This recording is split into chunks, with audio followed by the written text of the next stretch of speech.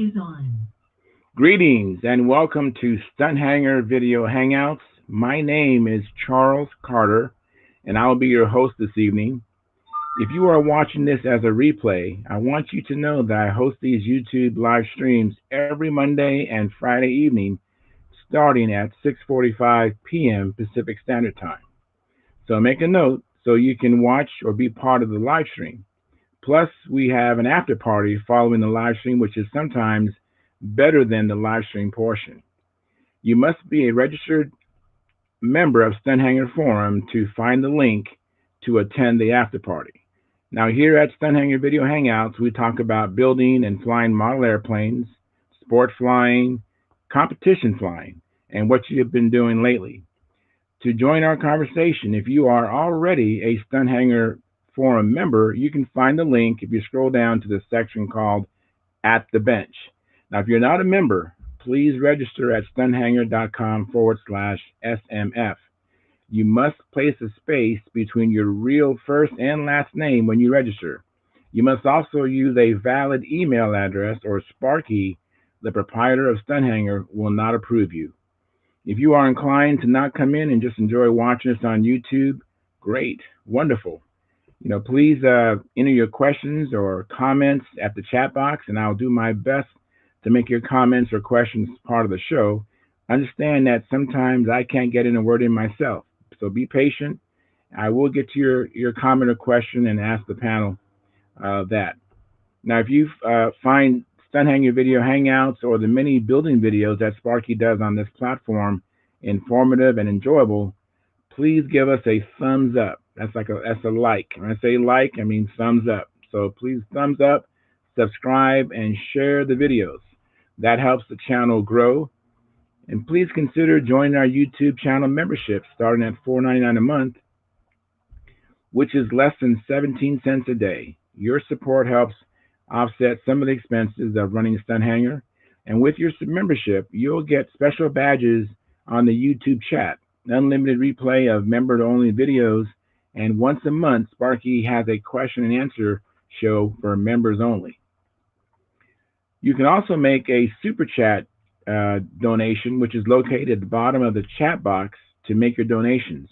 And I want to thank you for your past, your present, and future support. You are making it happen. Please keep your conversations family room friendly. In other words, please don't use words you wouldn't say around your children or grandchildren. And without any further ado, I'm going to turn my attention to another screen to post the link at Stunthanger Forum. And let me see here. Let me get that going. It's there and posting that now. All right. So hopefully shortly I'll be joined by some friends and hopefully some new guests. That would be awesome. We had a new guest Monday, Chuck Lewis, and I hope he returns. And there's another gentleman that I've been in contact with, Roger. I know he said he's very busy, but he's hoping to come in. And I've had some other promises from other people saying they're going to come and join us. So I really think that Stunt Hangar Video Hangouts is really the best kept secret on Stunt Hangar Forum, and hopefully best kept secret on YouTube. So let me see here. I posted everything. What's going on here? Let's see. Anyways, while I'm waiting for other people to join us, I went flying today, and for Southern California, it was actually kind of chilly. I had to wear a jacket today. Still had my shorts on. I know better to wear long pants going out here and fly because you will get hot. So it was kind of chilly, and I had to wear a jacket. I was joined by Joe Mata and another friend, Stuart Mossman. Is on. Hey, Tom, you are the first one in. All right. I think I got, let's see. Can you hear me? Yeah, I can hear you twice. Sorry. That's okay. I still had you too. Is it still on? Oh. No, it went quiet. You did good. So how are you doing? I'm doing well. I got these today. Let me see what these are today. What is these? Oh wow, very good. The spider wire, right? Spectra lines. Spectra line, excuse me. Yeah, not spider wire, but Spectra. Fantastic. So what are you going to use them on? I'm gonna put them on that.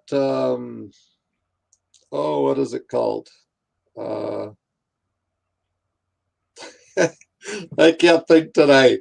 It's not the one I just built.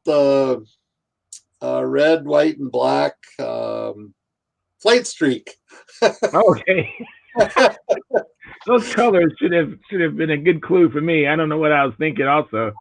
I don't know. I just couldn't think of the name of the name flight streak tonight for some reason. Yes. Well, that should be good. Now, does your flight streak have wheels on it or no wheels? It has one wheel, just like the plan. Yeah, that should be fine. And Mike Lonke asked me if I had flown it out on there, and they just came today. I don't have them tied up yet, but that shouldn't take too long. No. I have a friend that joined me a couple of weeks ago flying, and I believe he had the Spectra lines or Spider Wire. I don't remember which one it was. It probably was the Spectra lines, and he did a different nut than the one that they recommend, and he found it really nice. He got them both exactly the same length. Hey, Bob, how you doing? Hey, guys. Hi, Bob. How you guys doing? Good. Doing good. I went flying today. Had to wear a jacket, and it was kind of windy out here. What a shame you had to wear a jacket. I know. Well, that's news, I've been talking about it being 80 degrees and wearing T-shirts and shorts, so I had to wear a jacket today, so it's getting a little chillier. I had to take a snow shovel with me. Supposed to get 2 degrees tonight for us. Wow. Where do you live? Minnesota. Wow. That's real wet weather. We have a small group tonight, huh? It's just slow. I know Jeff Riley told me he would join us later. He has a family call. But hey, you know what? Whatever shows up, I like to say that the winners always show up. How about it? That's right. I was just out at a Bible study, so I just got back from that. Oh, fantastic. Awesome. Hello. Can you hear me? Who do we have here? Brendan. Hi, everybody. Hi, Brendan. Hey, Brendan. Well, welcome to Stunt Hangar Video Hangouts. Thanks for coming in. I really appreciate you coming in. That's great. Yeah, this is my first time being here. Oh, well, fantastic. Well, I'm Charles Carter, and we have Bob Hunt, and we have Tom Ramo. I've met Bob before. He had his event before the snow flies. My son was my son was the young one that won the memorial award. Yes, I remember that. And your daughter flew too, right? Yes, she did. From Wisconsin? No, I got my Packers gear on, but I'm originally from Louisville, Kentucky, and since we don't have any big time professional teams, we're allowed to glom on to whoever we want. So I figured I'd represent with my Packers stuff on tonight. That'll work. Hey, Peter, and hey, Mike, how's it going, you guys? What's up? We're just getting started here, just finding our groove, and we haven't gotten into any heavy conversation yet, but we have a new guest, Brendan. Yes, hi. Man, kick that guy out of here right now. Hey, Mike. Get him out of here. So obviously, you know him, obviously. For those of you that don't know, but you've all heard me talk about him and his family. Brendan and his wife and kids live in Carmichael's, about 3 miles from the Brodak field. And his son, Angstrom, is the kid that Sam and I taught to fly 3 years ago at Brodak. Yeah, 3 years ago. We took him from Brendan had reached out to me saying that his son wanted to learn to fly control line, and they lived in Carmichael. So we brought some planes, and Angstrom had never flown a control line airplane in his life. He took his first flight on Monday, and by Friday, I had him winning beginner. Wow. In 5 days. He soloed in about 2 days, and then we worked on the beginner pattern every night in the afternoon, and then he flew beginner on Friday and won it. Wow. And then they've just Well, we get here at our contest too. Yeah. They've been very active, and they've been down to Huntersville. They've been to the Nats. I think you guys went to Cleveland, maybe. Yep. And you did not come to Canton? Is that correct? We went to a Cleveland one, and then everything last year got washed out because of all the COVID stuff. Right. But yeah, the year before we hit about five events, and we're really getting into it. Yeah. So, but anyway, my protege Angstrom and Brendan here, we're good friends. We message a lot and we talk a lot on the Facey page. But Angstrom's going to be an up and comer, man, if he sticks with it, for sure. He's doing really well. He loves it. And I understand he started. He's flying inverted now and doing figure eights and stuff. So he's come a long way from Brodax. And Angstrom is, how old is he again? He's 10. He's 10. Now he's 5'10", so a lot of people will look at him and go, wow, he's only 10, but I'm 6'8", so wow. Yeah, he's a monster. Brendan's a monster. That's why he's the pumper monkey at Brodax for the jet. We make him pump the Dynajet at Brodax because he's a big guy and he's got lots of oomph on him. But very good, right? Yeah, new family in control. And mom is flying a little bit now, and his daughter Sindel has taken some flights as well. I think we would have seen you guys a lot more last year if the crap hadn't happened. So hopefully in 21 we see you guys back on the contest circuit again. So fantastic. Hope there is a contest circuit. Yeah, right. So take it easy on my friend Brendan tonight, guys. He's kind of a noob, but he's 6'8". We're not going to mess with him. Don't worry. He's 6'8". He's 6'8", and he works at a prison, Bob. Yeah, so, I don't think we're going to mess with him. Yeah, very good. My Spectrum lines came in tonight. Just got them tonight. Oh, excellent. Which ones did you get? What pound? Power Pro Spectrum 40-pound for the Flight Streak. Excellent. That'll be just right for you. And I think 60-foot. What engine you got on that thing? I've got electric motor on it. Oh, it's a. Sorry, Bob. I had to do that, man. I'm a combat guy. Listen, as my son says, I hope they outlaw electric for everybody except us. Yeah. Right. Hey, Brian. Your son is a smart man.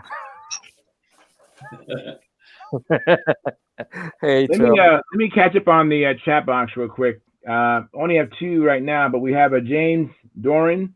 He says good evening, and Montana Farmer says good evening. Good evening back to you guys. Thanks for coming in.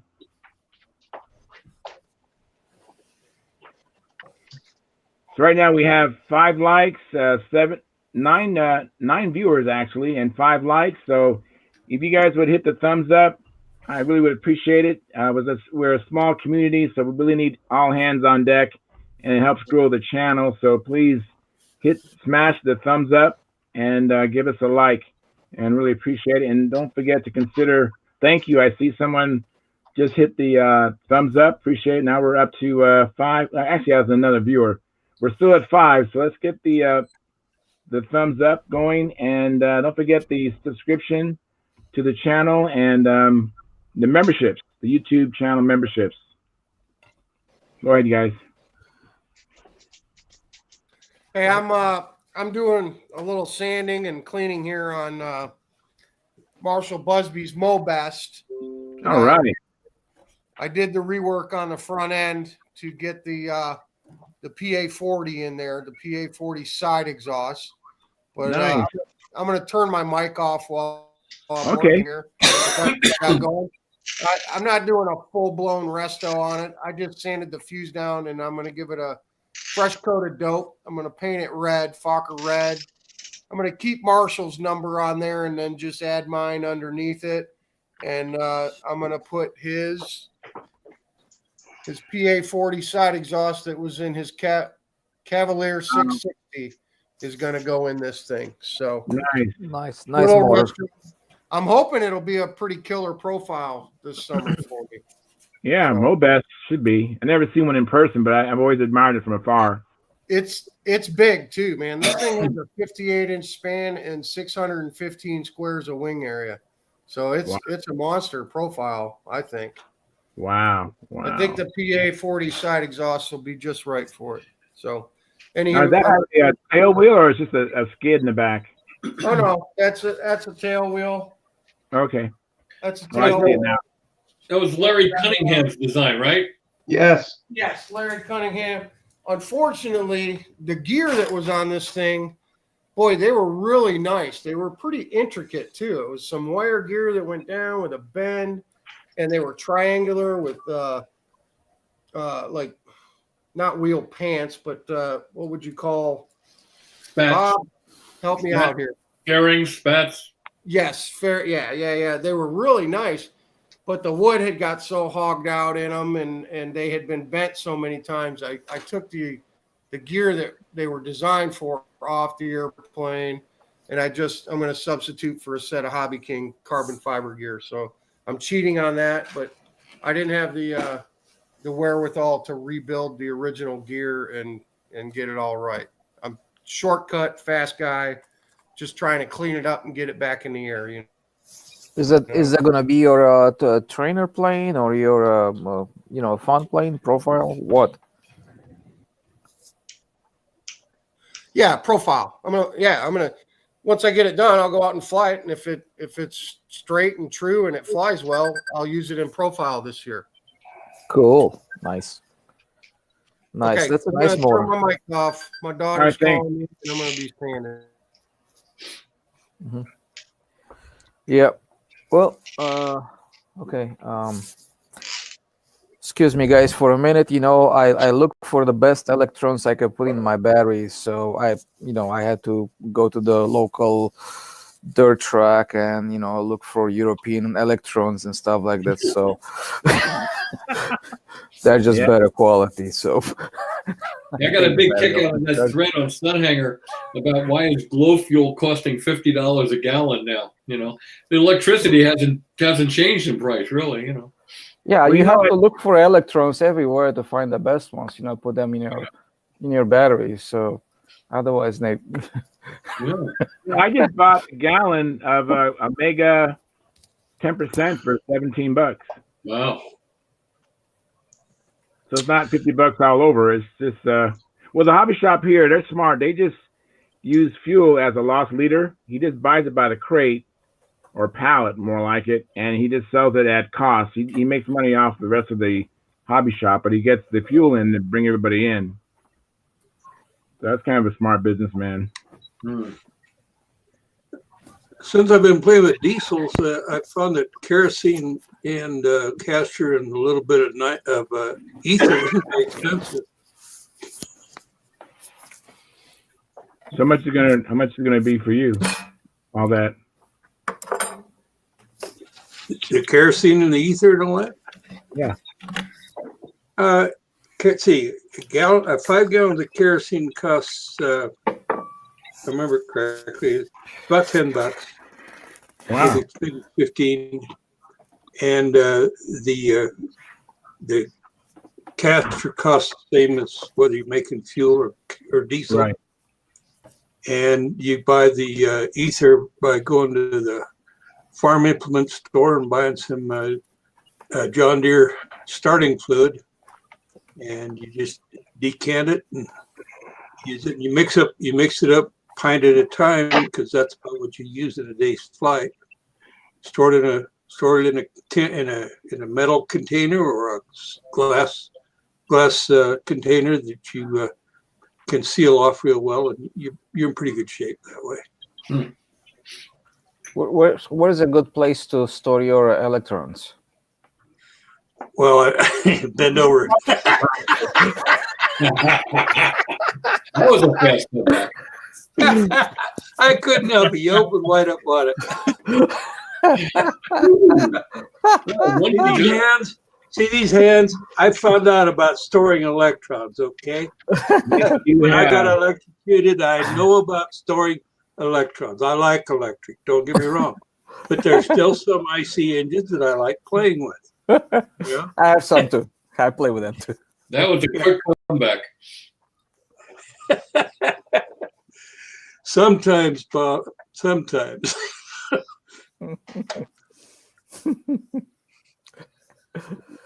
Oh man. So did anybody know whether Phil got his European motors yet? Those jokers? I don't know. Haven't heard. Haven't heard? Well, Tran has got a line on. He uses a Joker, comes from Europe, right? Joker motor. Yeah. And it's pretty good motor from what he's been telling us. And so our good friend, oh, come on. It's hell to get old, isn't it? Yes, it Of course, none of you young guys know about that yet, so. Where do you store your jokes? Same place. Bend over Phil, and I'll show you. Yeah, Phil Bailey. Phil Bailey. He is trying to get. He ordered two of them, and he's been waiting for quite a while. I just wondered if he got them. He may be on here later. We can ask him that when he gets on here. I don't know. I think We're going to see Phil tonight. I talked to Will Davis today.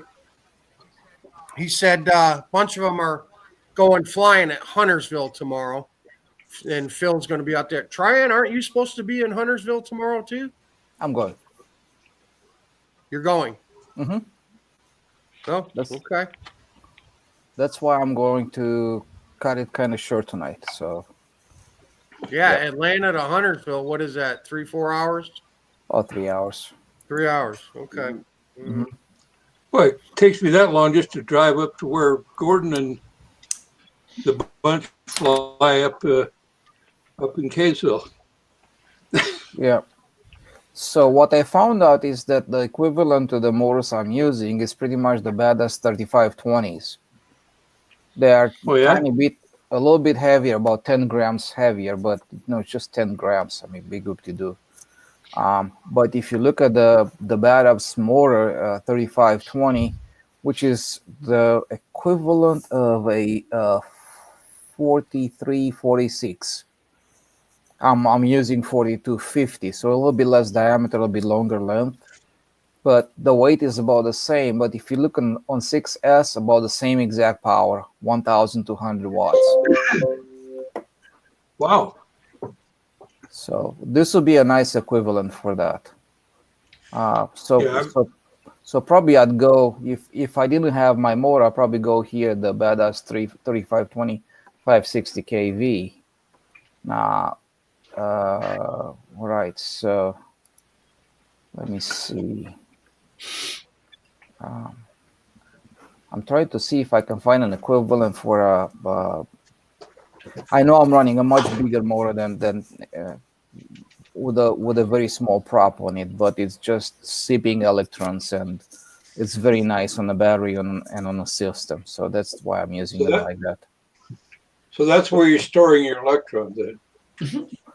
Yes, that's no, I'm not storing them. They're just like this guy is just chomping on them. Okay. Yeah. You guys, let me say hi to Gary. Hey, Gary, welcome. Hey. And Mike wants to say something. Mike Lonke. Yeah, just real quick, I want to tell Brendan while you're in here, if you have any questions about electric motor setups and batteries, you got two guys in here right now that probably know more than anybody else in the country about electric motors, and One is Bob Hunt, and the other one is Tryon. So I appreciate the thought, but I'm not really as educated on this stuff as you think I am. I okay, just well, forget about Bob. I do what Will DeMorrow and Dean Pappas tell me to do. Okay, well, forget about Bob. I knew Dean was in there. Tryon knows electric motors and batteries inside and out. Yes, he does. Okay. Yeah.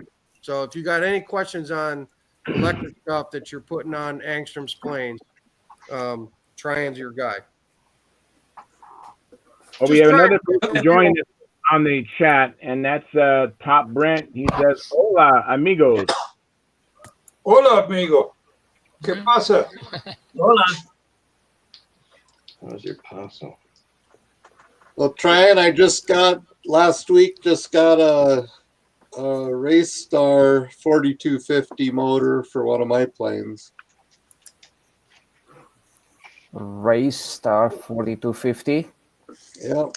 Okay, what kV it's on it? It's 800 kV. I'm only running a 4-cell pack. Yeah, that's right there. It's right in a 12.6. What do you put on it? I think I have an 11.7 on there. 11.7 on that? Yeah, it's not a control line plane. At 800 kV, you could also run a 5S battery. Yeah. I mean, if you have 743 kV, it's gonna run fine on for a control line plane. 750 on 4S, it's plenty. I think that comes out to about 11,000 RPM at the low end. So if you put a 6-inch pitch on it, which runs around 9,000 or so, you're right there. And I think this. Yeah, anyways, that's my philosophy. So I think like you are not saving any weight by choosing a smaller motor. That's all there is to it. Because you pay for it down the line, and then you pay for it in equipment wear and tear, especially batteries that work real hard. So yeah, that's the way I look at it.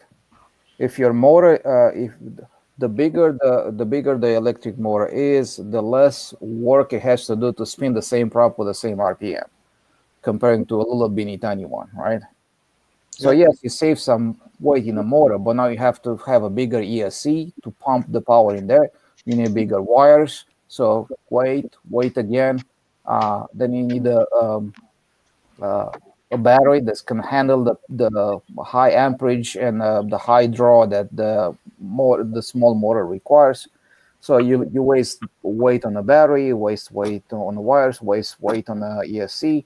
Everything gets hot, and you have that heat is wasted energy. So the battery needs to be bigger to produce that wasted energy, or in addition to the energy that you need for your normal flight. So small motors, they just don't make any sense. I had a 3542 on there before, but this is a seaplane, RC seaplane. So the problem was the whole fuselage is sealed up so that no water goes in there. So the heat has no place to go, basically. Mm-hmm. So I wanted to go with a bigger motor so that it could run cooler.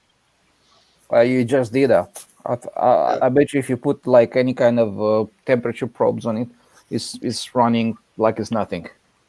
Especially on an 11-inch. 4250 on 11-inch, that motor is not even filling it. I don't think you're drawing more than... did you ever put... do you have one of those monitors where you monitor the battery consumption and all stuff? Like a... Yes, I do. Uh-huh. How much amperage is it drawing? Well, previously it was drawing 42 amps, and now I think it was drawing 23 or something like that. For that motor, it's nothing. It's just running. Yeah. Exactly that. That's I think it'll work better. oh yeah, much cooler too, probably. Anyways, I'm just waiting for them to come out with a commutated axial electronic flow static discharge electric motors for stunt. Got you thinking, didn't I? what in the world are you talking about?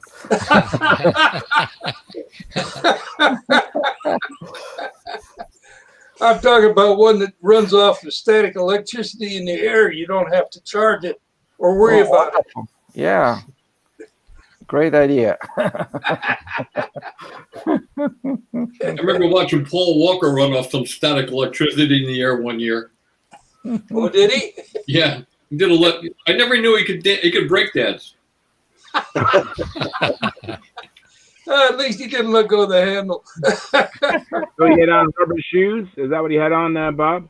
I don't know. He was at the '93 Nationals, and we had thunderstorms in the area, and he went up to fly. He went up pulling his wing over, and he got zapped so bad. You could see the little blue stuff all around his hand. Oh, wow. It was incredible, and he was dancing around. It was fun to watch. That kind of sounds a little bit. Bob, were you at the VSC when a fella showed up there with a tandem twister, an old time stunt? Who's that? Were you at the VSC when a guy showed up? I think it was one of the Adametians showed up with a tandem twister for old time stunt. Mm-hmm. I was there. I didn't get to see it fly. I think I was flying in Classic when that thing went up. I always wondered how it flew. Do you remember? No. Must have been real impressive. Yeah. Old-time stuff. Hey guys, I just dropped in to say hi, good night, and I'm gonna have a safe trip, Tran. So tomorrow, the contest the fly-in, try-in is not a contest, right? It's a fly-in. Just have fun. Oh, well, have fun, man. Enjoy it. All right, thanks. Hey, there's Phil. Hey, Phil. Hey, Yeah, Phil. I'm headed up in a few minutes too. Just got my batteries Did charged. you get your jokers? Got a quick question for you, all you electric guys. New batteries. What do you do to break them in? Nothing. Don't charge them and fly. You run them. charge them and go fly. Shall I give him my answer? Enough. That's what I do. I got 4 on the charger. I'll put 4 more on there, and I'll see you in the morning. Make sure you use the good electrons, okay? Did you I'll get try. your jokers? Not yet. Yeah, Okay. you gotta let it run, pinch the red wire, let it run, pinch the red wire, that whole Yeah. Ask a stupid question. What can I say? See you in the morning. See you guys. Oh, Yeah, Lord. be safe. Yeah, I hope he has a good trip. We're gonna try to have some fun tomorrow. That's funny. You don't want to I'll fly be his fine. airplane because you'll go and set fire to all the ones you got in your basement. Oh God, I hope not. That'd be a forest fire. Well, I Hey, tell you Phil? what, he's got a heck of a plane. Yes, sir. When you gonna build all them Bob Hunt wings you've been buying up on Stunt Hangar, man? Well, did they accept it? I had not seen it. I have not had time today to look at it. But if we get them, they'll get built. Well, I just saw I'm there retired. there was now. 2 on there, and I saw you replied to both of them. So Wow. I did. I didn't think the one went through. I never got confirmation that the one My- went through. But My wings are now a commodity. yes, sir. Wow. Trading in these things. They're man. collectible, Bob. yeah, one They had was they had a the USA Usama. You've heard of Bitcoin? Well, this is Bitwing. Yeah. Yeah. Well, they had a, What was they the had other a one? bomb on there. That's where you get the lost foam, right? From the Bitwing. From the Bitwing, you get lost phone. There you go. Oh, y'all are bad. Y'all are bad. Well, Steve isn't here. Somebody's got to make the bad jokes. Yeah. He'll be here soon enough. They'll be here soon. That's funny. Oh, bad, very bad. Now we're hoping it works out. I don't know. They Usama, I've been wanting. I told him I'd take the Usama if he throw in a set of plans. So hopefully he is and has the right plans. I have the wrong ones, but the ones I have are all screwed up. I don't know who drew them, but they are pitiful. They got the tank drawn completely screwy, and it's interesting. I want to build one, but I want to build Gene's airplane, not something that sort of kind of resembles it, you know. Right. So. Hey Phil, I have go ahead. I have a comment from Eddie Uh-huh. Sutter. He says, "Tell Phil the mufflers are on their way." It's already on UPS Post, the website, and I saw him tell Eddie. I said, "Thank you very much. I really appreciate it, because I have a '72 4-stroke that has no muffler, and now it will have one." That sounds like a plan. Yep, sounds like a plan. I discovered an interesting building tip in past week. You know, I'm sure. I'm sure people can sympathize. You have a straight edge, and you have a piece of balsa sheet, and it's like an eighth of an inch. And you're trying to cut balsa sheet lengthwise using the straight edge. And I'm sure everybody's had this happen where your number 11 exacto blade wanders.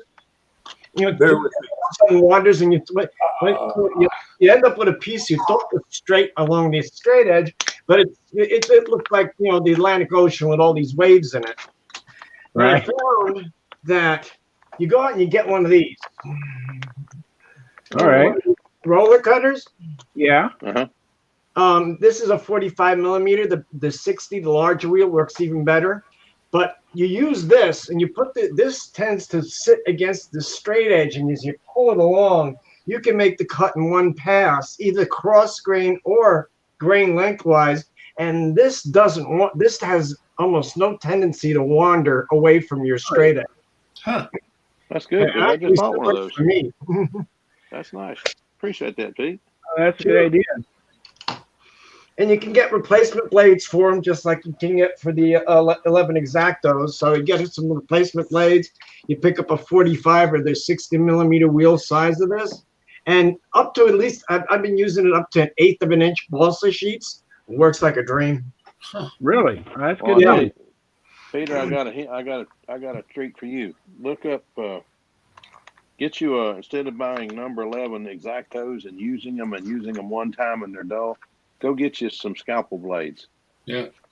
You get you a scalpel and use that. That's something. I saw Bob Hunt use one in 1977 to cut into the Genesis, and I said, I don't know what he's using, but I'm going to find out. And once I tried it, I haven't looked. They're very sharp. Yeah, you're right. I haven't looked the same way at an Exacto blade since.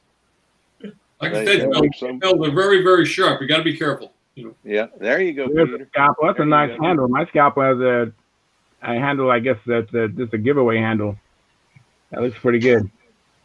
So I'll tell you what, if he's got that and still likes the rotary cutter, I will use the rotary cutter next time I cut sheeting, which will be in the next few days. It's a lot easier to hold it up against the straight edge, and I guess because it also rolls instead of just sits, rigid. It tends not to get trapped in the grain, and the grain pulling the blade off of your straight edge. Yeah, makes sense. Makes good sense. I'll try it. Hey guys, I have a question from our chat box by Craig Biswick. He is asking the illustrious panel, may I ask a question? I have built a built-up profile fuselage, and it has a 1/4-inch bow to the outboard from behind the wing trailing edge. Should I try to get it out or leave it? You can try getting it out. Steal your wife's clothes iron, put it on the steam setting, put some weight on the high side of the bow and support it by the other sides, and do some ironing. See if it comes out. If it doesn't come out, nothing to lose.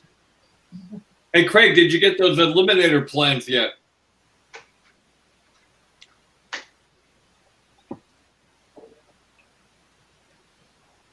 He must not have heard you. Oh, Craig. Well, I guess not. Ultimately, you do have to get that warp out of there. You can't just leave it and put the airplane together, because you leave that warp in there and you get all sorts of offsets to in the wrong direction. I only saw one. I've only known one person that ever built a fuselage that had a warp in it that got away with it, and that was in '62. So '62, '63, one or the other. The original Humbler, but I don't know. As Jim Lynch said when we were discussing we each built a new version of the Humbler, and as I was building my fuselage, I called Jim and asked him, "Did you build yours fuselage straight, or did you build a warp in it?" He says, "I do not build bananas." I'll never forget that. So I built mine straight as well.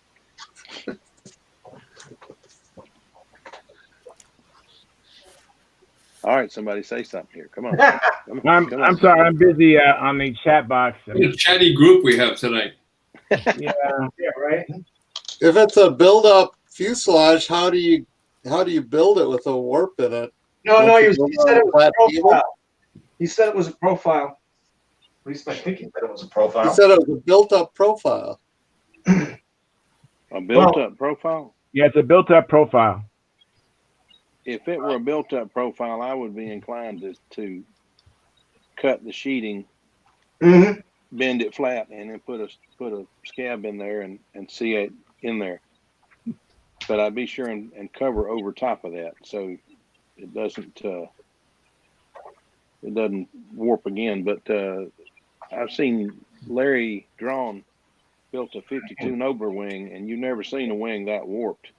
And he sliced his sheeting longitudinally and put scabs in it and built it back up to get it flat. And I thought, Larry, there's no way. He did. He did. It was beautiful. He painted it like a P-51, took it to Brodax, and George signed it for him. It was gorgeous. Larry's a great builder anyway, though. Hey, Craig, here's a quick fix for you. It won't fix it permanently, but it'll fix it on the day of flying or the night before. Just hit it with a heat gun and bend on it and hit it with a heat gun, and it'll actually last a little while before it wants to go back. But you could do it like the day before you go flying or the morning before you go flying, and it'll stay. It'll stay long enough, but eventually that bow's going to come back unless you somehow can take it back to raw balsa, sand it down, and hit it with water, and then bend it and weight it and let it cure. But even if it's finished with paint on it, you can bend it with a heat gun and it'll stay there for a little while anyway. Or you can tie a string from the back of the rudder to one of the wingtips and just tighten it up and tie it off, Yeah. I mean, depends if you want a quick fix or the long term. The long term would be take it back to raw balsa, get it wet, steam it, and bend it. That's what I would try to do to get it straight. But I said longitudinally, I meant vertically. But anyway, I've had plenty of profiles that had a wonky elevator on them, and I just heat them and bend them, take them out and fly them, and surprisingly they stay okay for a little while, but eventually they'll go back again. Yeah. Craig, I don't know if you are an AMA member. I think that's where I found it. There was an article written by Bob Zambelli, and I read it and used a tool he showed a picture of to straighten out a fuselage before. And actually, with this tool, you clamp the fuselage sides and then you hang it over I suspended mine over my bench, and then I put some weights on it. First I steamed it with hot towels, then I used some weights like wrenches, and I just kind of overbent it and let it stay there all night. When I came back, it was straight and it stayed straight. But I don't know what the article was called, but it was an article by Bob Zambelli. If you're on Stunthangar, maybe you can PM Bob Zambelli. I think Craig is an Aussie. I think he's either an Aussie, a New Zealander, or a British guy. He's overseas somewhere. Yeah, he is. Australia, I think. Australia. Okay. Yeah. I think so. Hey, ask Craig if he got his Eliminator plans. You just did. Yeah. Did he say anything? Let me wait here and see here. Bob, that's got to bounce off like 6 satellites before it gets to Australia, man. I hear you. And you got to invert whatever it is you're saying. It's got to go upside down too. The other way. Yeah, true that. Anybody ever build a wing backwards? You're thinking you're working on the top, but you're working on the bottom? Not yet. My first what is it plane? Humbug. I built off a set of Bob Barron's plans, and I kept looking at it, and I said, I didn't actually build it, but I kept looking at it, and I didn't build it because it just didn't make sense to me. And I didn't know how to get in touch with Bob Barron, so I called Tom Dixon. I said, Tom, what the heck is going on? He said, he draws everything upside down.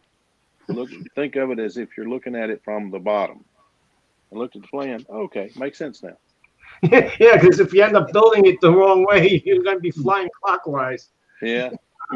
You ever raise your hand? Raise your hand if you've ever drilled the hole in the wrong place for profile mounting gear, landing gear on a profile, and you did it upside down. Yep. You didn't have the canopy. We're gonna do this game. Okay, raise your hand if you've ever made 2 left or 2 right fuselage sides. No sailplane. Raise your hand if you've ever flown into your flight box. Yeah. Where's Cheyenne at? Cheyenne would have his hand up too. Yeah. And his is on video, I think, on YouTube. Yeah, it was on YouTube. Raise your hand if you've ever pitted for your father when he was flying his pulse jet and you forgot to move the pit box. Oh. Your dad hit the pit box when you were 10 years old. Well, this is pretty specific. 200 miles an hour. Wouldn't it be funny if everybody raised their hand? And in our young flying career, when we were first getting started, 2 of my favorite things with my son Angstrom is, one, we were flying in our yard and we ended up changing the lines out, and I didn't realize they were longer.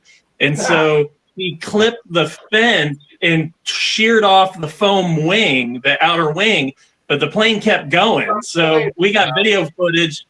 We got video footage of a 1-winged plane flying. Yeah. And then in a later incident, we met some people in Pittsburgh that wanted us to go fly with them. And the guy really wanted my son to get a sense of what doing real stunts look like. And so he was, out there with him hand over hand. Well, the stooge cord ended up getting wrapped around my son's feet. Uh-oh. And he noticed it late in the game, and there was this mad scramble for him to try to get it off my son's feet. It didn't happen in time, and my son fell. The plane went into the ground, and I got video footage of that too. Raise your hand if you've ever run your lines out, forgot to attach them to the airplane, and went out and grabbed the handle and waited for the airplane to go anyway after it was started. Oh, Wow. And further raise your hand if you had taken your father's airplane, which he told you never to touch, off the wall, and that was the airplane you did it with. ooh. Lord. Hey, Charles, make me big there for a second. All right. Hang on a second. All right. There we go. Oh, nice. So, this is Dad's buzz box that he built from starting Dynajets. See that dent right there? Yeah. I was 10 years old, and my buddy, Kevin Horner, we were launching and starting for my dad, and I left the pit box on the edge of the circle, and when he came into land, and he only caught like an inch of the wing. That's all it took. But it took the wing right off the airplane. Right off the air. So this would have been 1977, 1978, and that ding is still there. Obviously, you're not going to fix that ding, right? Because that's No, I'm not going to fix it. I heard words that I never heard my dad say before that day. Oh, me. My dad was like Red Foreman from that 70s show. I was a dumbass. Sorry, Charles. A dumb A. That's what he liked to call me. It's a good memory, though. That's really funny. You can say it on a television show, but you can't say it here. Yeah, right. Yeah. You know, Craig did say that if I leave it, should I square the stabilizer to the fuselage or to the wing? It'll never fly straight. You need to fix it. You need to fix it. There's your answer, Craig. Yep. Craig, did you get the Eliminator plans? Yeah. I'll go ahead and type it in. Maybe he's surprised he didn't hear you, but I'll type it in. He's Australian. Maybe he can't understand us. All right. I'm going to mix up some dope.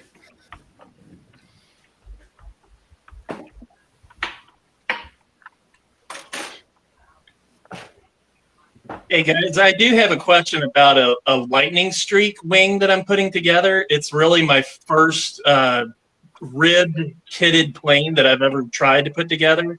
Most of my planes I've been putting together are foam winged rugged stunt trainers. So I apologize if I get some of the language wrong on this, but I'm to a point with that the wing where I'm putting the lead out in, and it suggests using adjustable lead outs and that I can install that, or that I can just use the copper tubes kind of in the places the plans show to run the lead out lines. Now, I know, I mean, this isn't going to be some, it's a lightning streak, so it's small scale. It's not going to be anything like that I'm major competitive with or anything. But I've never put in adjustable lead outs. But if I were to do that, all I ever coat my planes with is monocoat. Yep. So how do you put in an adjustable lead out and then actually get to using an adjustable lead out and adjusting that, knowing that you're putting monocoat over it? I'm kind of fuzzy on there. You don't want to put over the slot. Right here. Charles, make me big. Okay, yeah, okay, you do it there. Yeah. There you go. So if I get that, Okay. Can you see the adjustable lead out guide in there? Yep. Yeah.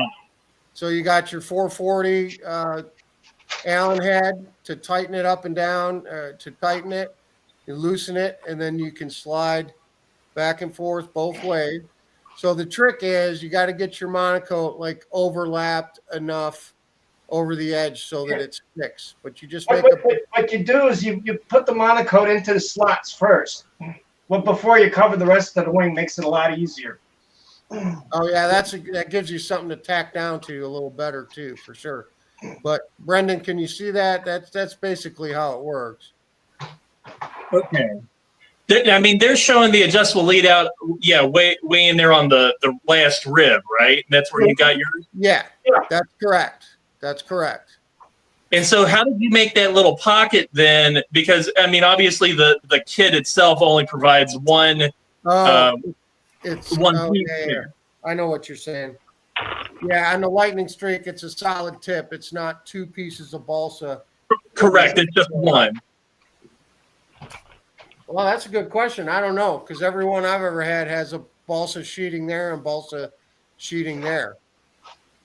I've always used just taking and cut a piece out of that tip and then taking a piece of 1/8 inch in the center. Is it one solid piece, or do you have to laminate a couple together? That's a good question. What's that? Is your wingtip one solid piece, or do you laminate pieces together? It's one solid piece. Okay, so essentially what it's going to be something like the Saginaw wingtip. These are all laminated. I can't. You're really okay. There you are. Show me that. This is all laminated, but this is the wingtip. Essentially, what you'll do is, if it's one solid piece, basically what you do is, since on this particular model, you turn around and the plate for your adjustable lead outs gets stuck on the inside. You just cut a relief for it, and then all you're doing is you're cutting a slot. Yeah, but Peter, the wingtip on a lightning streak is like 1/8 inch balsa. Right. It's not built up that big. It's literally. Is it 1/8 inch balsa? I don't know how the heck you would do it installing an You adjustable. have to build it up. Something like that. You have to build it up some, because you're going to be able I have to a get a full question, 40 guys. out there. You can't attach the monocle. If you don't have some structure above and below the lead out slot, you don't have monocle to attach. Brendan, is the lead outs going through the wing or on top or below the wing? It is through the middle of the wing. Okay. We're going to drill holes in it anyway then. But it's the tip is like this.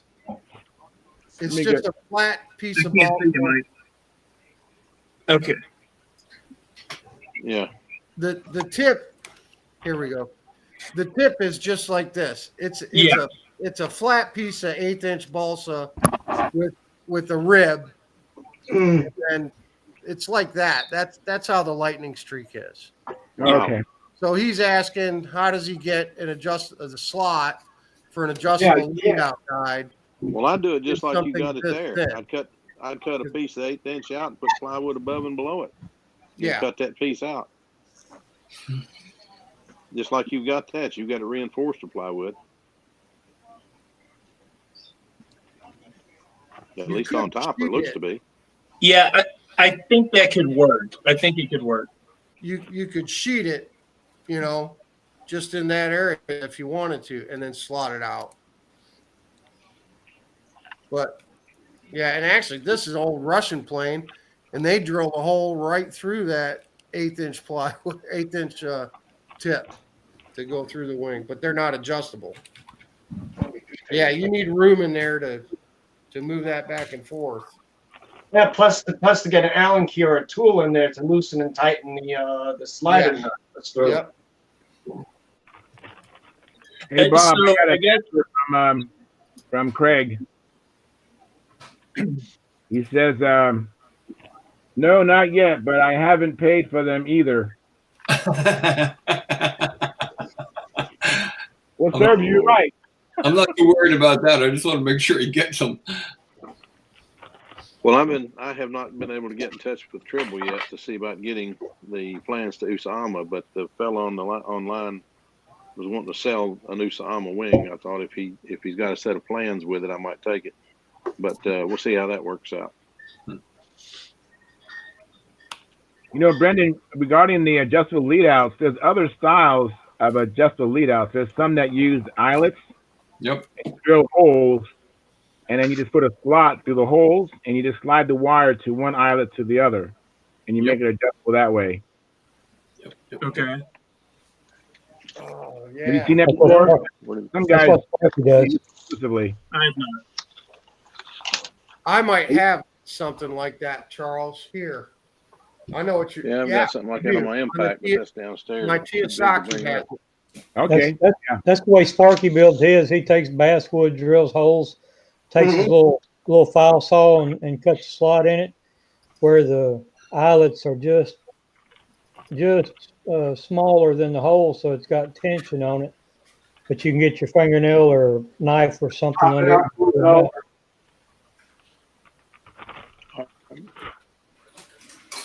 Bob, got a question for you.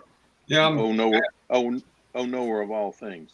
On the brass lines that are 14,000s, are you crimping them, or are you leaving them crimped, or are you cutting that off? I'll never use a crimp as long as I live. I've seen too many airplanes go because of crimp. That's what I did today, was cut all 4 of them off and rewrap them. Never used a crimp line ever in my life. Yeah, that's what I did. Some people love them, and they get away with them, but I've seen too many airplanes go in. Yeah. I walked out to the handle and seen one. I was ready for an official flight and noticed I had a broken wire and called it off. I just didn't want to risk the plane. Those things just break too. They just cause too many wires to cut. Some people have luck with them. Yeah. I fly them on fast combat ships, and I've never had a problem. I know some people have luck with them. Mike, the question he asked me was, do I crimp them or do I? And you just need one failure and never do it. Somebody can get away with it, but I can't. There you go. Okay.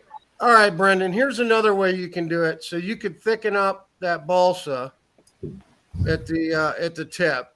Just add some 1/4 inch or something, and then sand it so you got some meat and it fares in nicely. But you see all those little holes in there, right? Yep. And then these slot. your grommets are not glued in. So then you can trying to do this and see the screen at the same time. But you get the idea. You can move the line into any hole you want and then just push the eyelet into your hole and you can move them forward and back. There you go. There you go. That's a good There, picture. yeah, there's another good picture of it. It has to be one of Bob's airplanes. That's a Caprice. Yeah, but you'll still have to beef up that wingtip because the stock tip in that kit isn't going to be enough for you to drill a bunch of holes on, but you can scab some bolts on the top and bottom and do it that way. There's another way of doing it too. Let me see if I can find it. Where did you get your hands on a Teosaki? That's a flight streak. I don't know if you really want to go through the effort.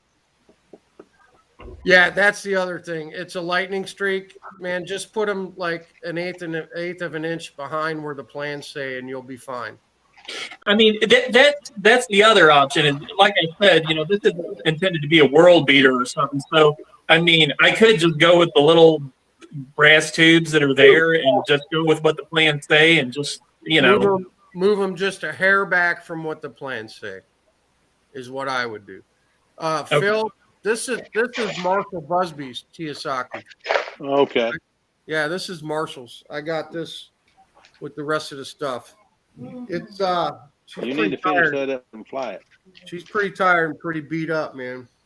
Hey, those things. That's up your alley, brother. That is actually an old combat bird. That's actually a slow combat. I know exactly what they are, and I've flown a couple of different Teosakis. My buddy Larry has one, and I flew Larry Davis's, Will Davis's.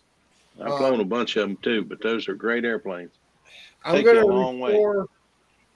restore the fuse in the elevator, but I really would like to find someone who's real good with iron-on film to do the wing for me. I'll probably sub that. The two tips I would give you on that, because we did it on the later ones that we built. Instead of that piece that comes up off the trailing edge and just comes halfway up, cut that off and put you cut that off and make you another rib right there. It's not hard to do. It's just straight lines. And run sheeting all the way up, 1/8 inch sheeting all the way up around, and make it a rib, something that the film can stick to. Okay. And then on the leading edge, put brown paper and mix up some white glue. And if you'll get the brown paper just damp with the white glue, it gets soft, and you put it around there.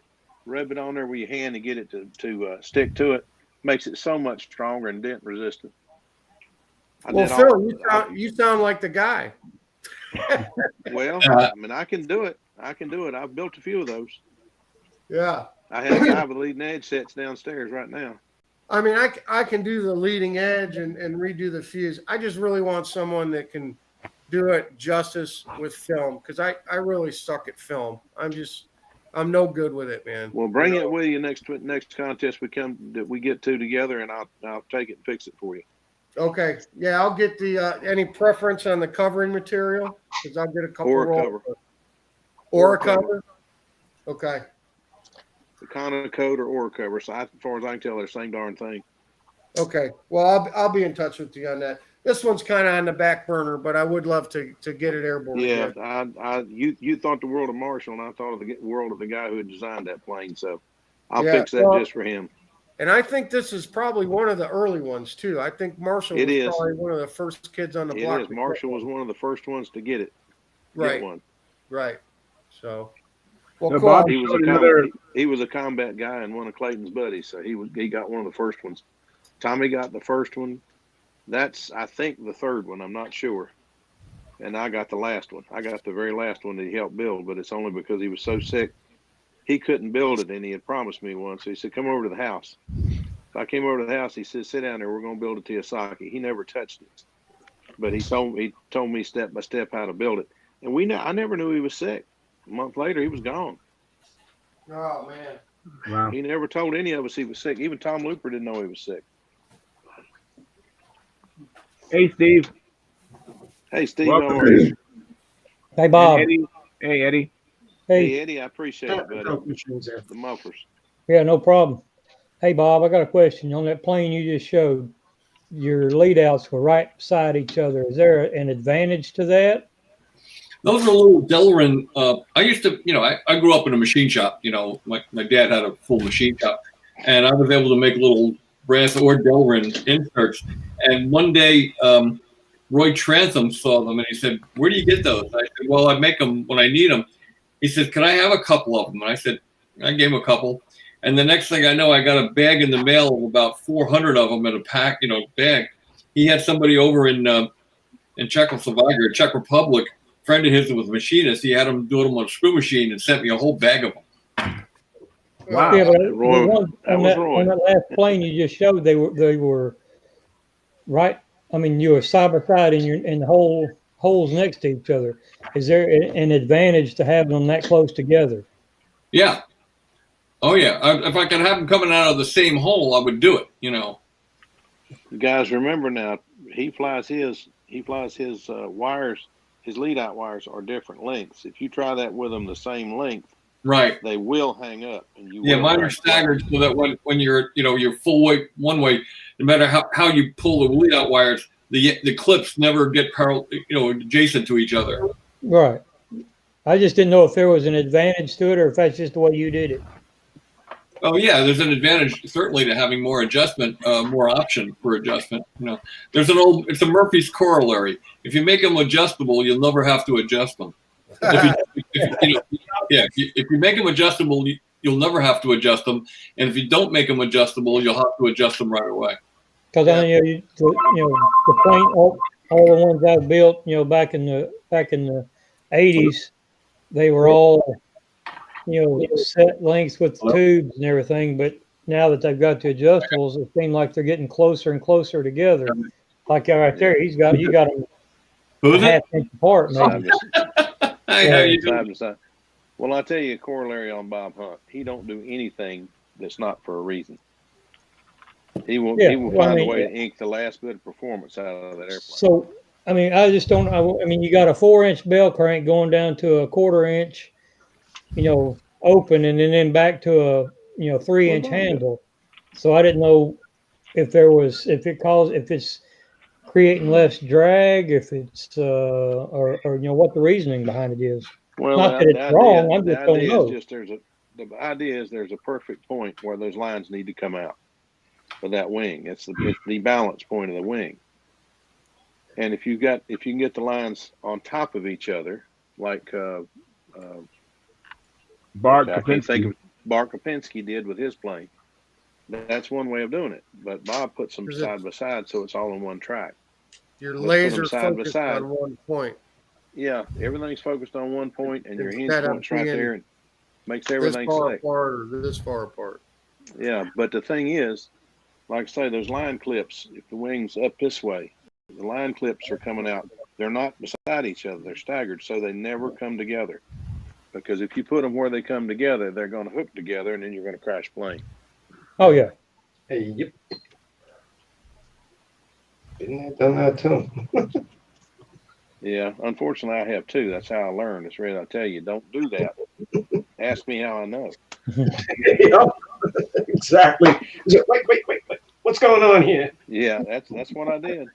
And for about 17 laps, it went straight and level. But then a puff of wind or something, all of a sudden she went, I was into that. Yeah, let me catch up with the chat box again. I have a message from Edward Carlisle. He says, "Hello, Charles. I can't my camera or mic to work tonight. Can you ask the guys if anyone makes a Venturi and needle valve assembly for an ASP 40? ASP.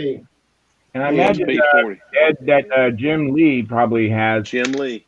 Jim Lee would be the man to call. Assembly for you. If you look up Lee Machine Shop, and he's a wonderful guy to work with. And Topeka, Kansas. He'll vouch for me. He told me I'm a really good customer of his. So Jim Lee is the man. Lee Machine Shop. You can find him on the internet, or even on. I wonder if he's in the vendor section of Stunthangar. Yeah, I'm sure he is.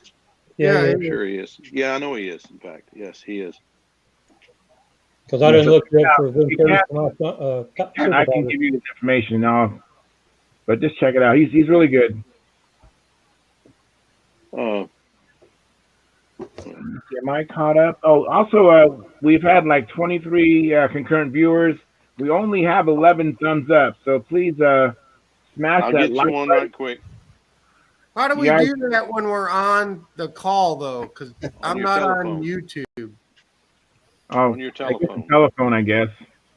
But Is you guys that- can wait. You guys on here, you guys can wait. Just remember to do it. Oh, you're telling everybody out there to do I'm it. telling everybody out there. Yeah. Okay, so you got to So be on everybody out YouTube. there, please smash that thumbs up. See the like button. You're not going to find a like button, but you'll see a thumbs up or a thumbs down. Got you. Please, Got please give us a thumbs up and consider joining our YouTube membership. It's only $4.99 a month, and it's less than 17 cents a day, and you get unlimited replay, member-only videos, and once a month, Sparky does a Q&A, and you can ask Sparky about 50 years and over 400 airplane built experience, and that's quite a deal. It's quite a bargain. Yeah. Hey, by the way, that phone call I just got, you guys heard me get a phone call, right? Yeah. Yeah. That was Craig Bestwick calling from Australia. Oh my gosh. All right. Wow. Wow, that's amazing. All right. All right. That's great. What a small world. It is. Yeah. You know, I wanted to ask you a question. I see you, Mike. I'll get to you in a second. Bob, I've been wanting to ask you a question. Last week, or maybe it was Monday, I asked about wingtip weight. And my question is how smaller increments are you going as far as adjusting? I know you can buy the quarter ounce ones, but I'm wondering, do you get down to the point where you actually put shavings in your whip tip, in your wingtip box? Or? Well, I don't like to make any adjustments that are too small to initially. A lead out adjustment or anything, because if you make too small an adjustment, you really can't tell if you're going anywhere with it. So you make a pretty coarse adjustment, and then you can tell if you've gone too far. Then you come back a little bit, and yeah, then you would go to smaller increments and weight. But the initial ones, I made a quarter of an ounce or eighth of an ounce at the smallest is what I make, because otherwise you really can't tell if you're doing something. Right. And then we had a discussion Mondays. You might miss it, and you might do it the same way everyone said. But some people said that they go over like a wing over, and they go a little bit past it, and then they give a hard corner and watch the outboard wingtip or wing panel. Is that what you do to determine Well, when you get? that's kind of that's a little oversimplified, because if the outboard wing drops, it's not necessarily wingtip weight. It could be one flap is more effective than the other, and you're getting a roll too. So, Right. You have to determine whether it's wingtip weight or one flap being more effective than the other. And that's just a matter of going out and trying a bunch of different things. Sometimes you go out there and you'll find the wing is banging, and it'll drop a wing. And you'll say, okay, well, I got way too much tip weight in. You pull a little bit of tip weight out, and all of a sudden the airplane wants to roll at you when you pull out. And you say, how can it be that sensitive? Well, it's not tip weight at that point. It's the flap, one flap, the outboard flap being too small. And sometimes you got to put a little tab on it to get more area, to get more lift off that. But you still have to have the tip weight in there to keep the airplane from rolling in at you. There's, aerodynamic balance and static balance are two different things. Weight does one thing, a differential in flap area does another. So it'll drive you crazy. That's why I don't have any hair on my head.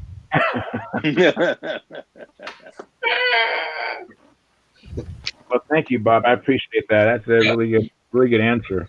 Sometimes you go out there and your wing is dropping. It's not necessarily over tip weighted. Wingtip weights. Sometimes you need weight more box in the feed. What's that? Eddie, we couldn't hear you. What?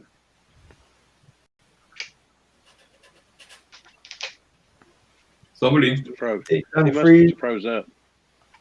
I think Eddie's froze up. Yeah, I think he did.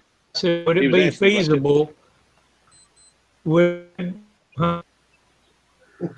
He's freezing up. Yeah. Go ahead, Eddie. Try again. Try it again. Try it again. Ed. Hello? Can you hear me? We hear you, Eddie. Go ahead and try it again. Can you hear me? Yeah, I can hear you. Go ahead. Sound like the rubber band. Okay. Talking about tip weights, can you put would it be feasible to put a weight in the tail of the fuselage to adjust your Pitch center of gravity. Oh, yeah. weight? What? A lot of A lot of guys, planes do it. some people put in weight boxes in the tail. Yeah, A you lot of can. planes call for it.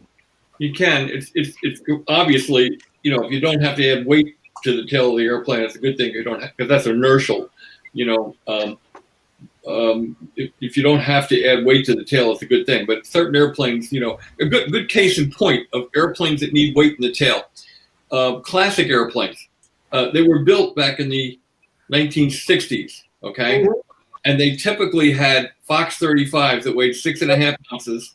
They had no muffler. They had wooden props that weighed nothing.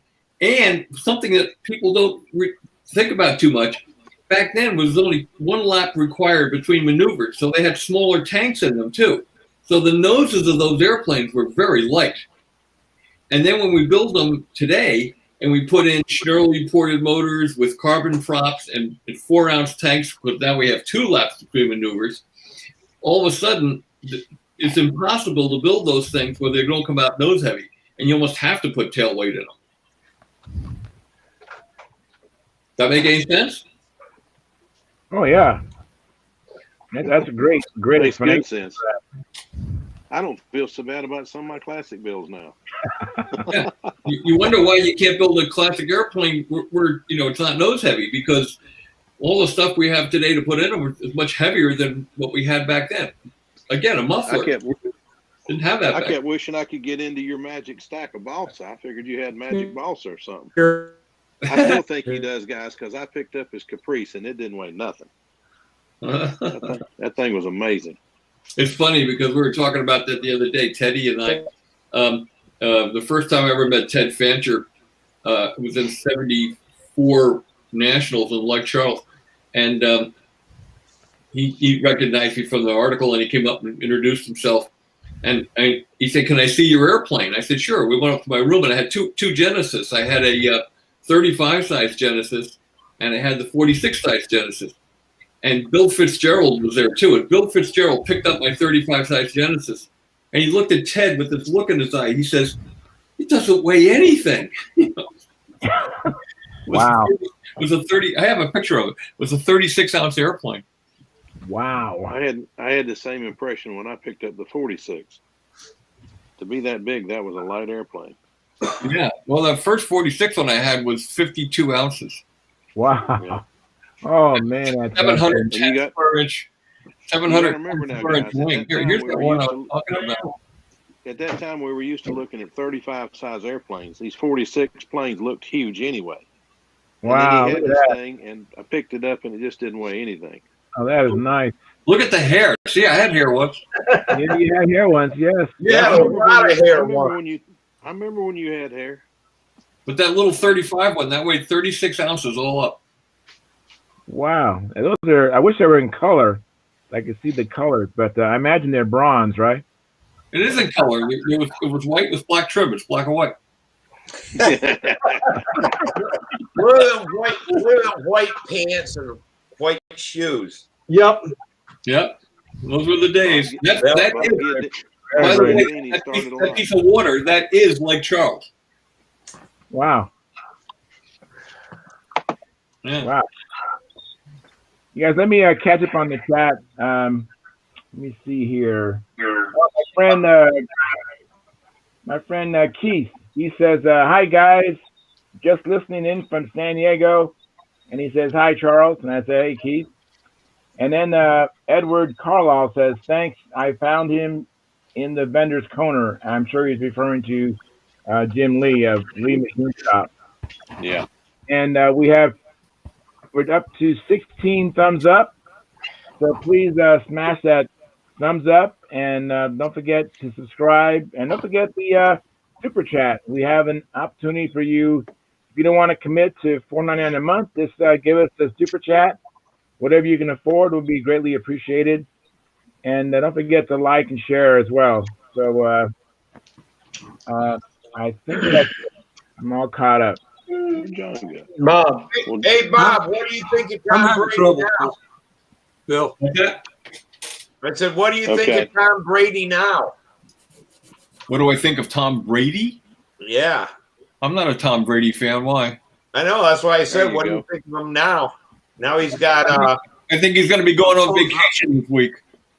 well, at least he went on vacation a lot later than his coach, his old coach. That's true. That's true. I'm not a big I mean, Belichick there was fan. always the thing: is it Belichick or is it Brady? Well, we know now. Yeah, yeah. I agree with Here that. comes the airplane. I don't give a shit, Charles. How's that? I'll even M&M. swear. All right, Bob. Got a question for you, and I got to get out of here because I got to go meet Trey in the morning. What Have a good trip. Be safe. the new Genesis? I mean, yeah, the new Genesis. Is that all in line, or is it just close to in line? The wing and motor are in line, and the tail's not quite in line because I don't like the angle of the push rod you get from the taller horns we're using at the flap to the lower elevator horn. You get too much of an angle. So I'm still putting the tail slightly above center line, but the wing and the motor are in line. Roughly how much is it higher? 3/4 of an inch.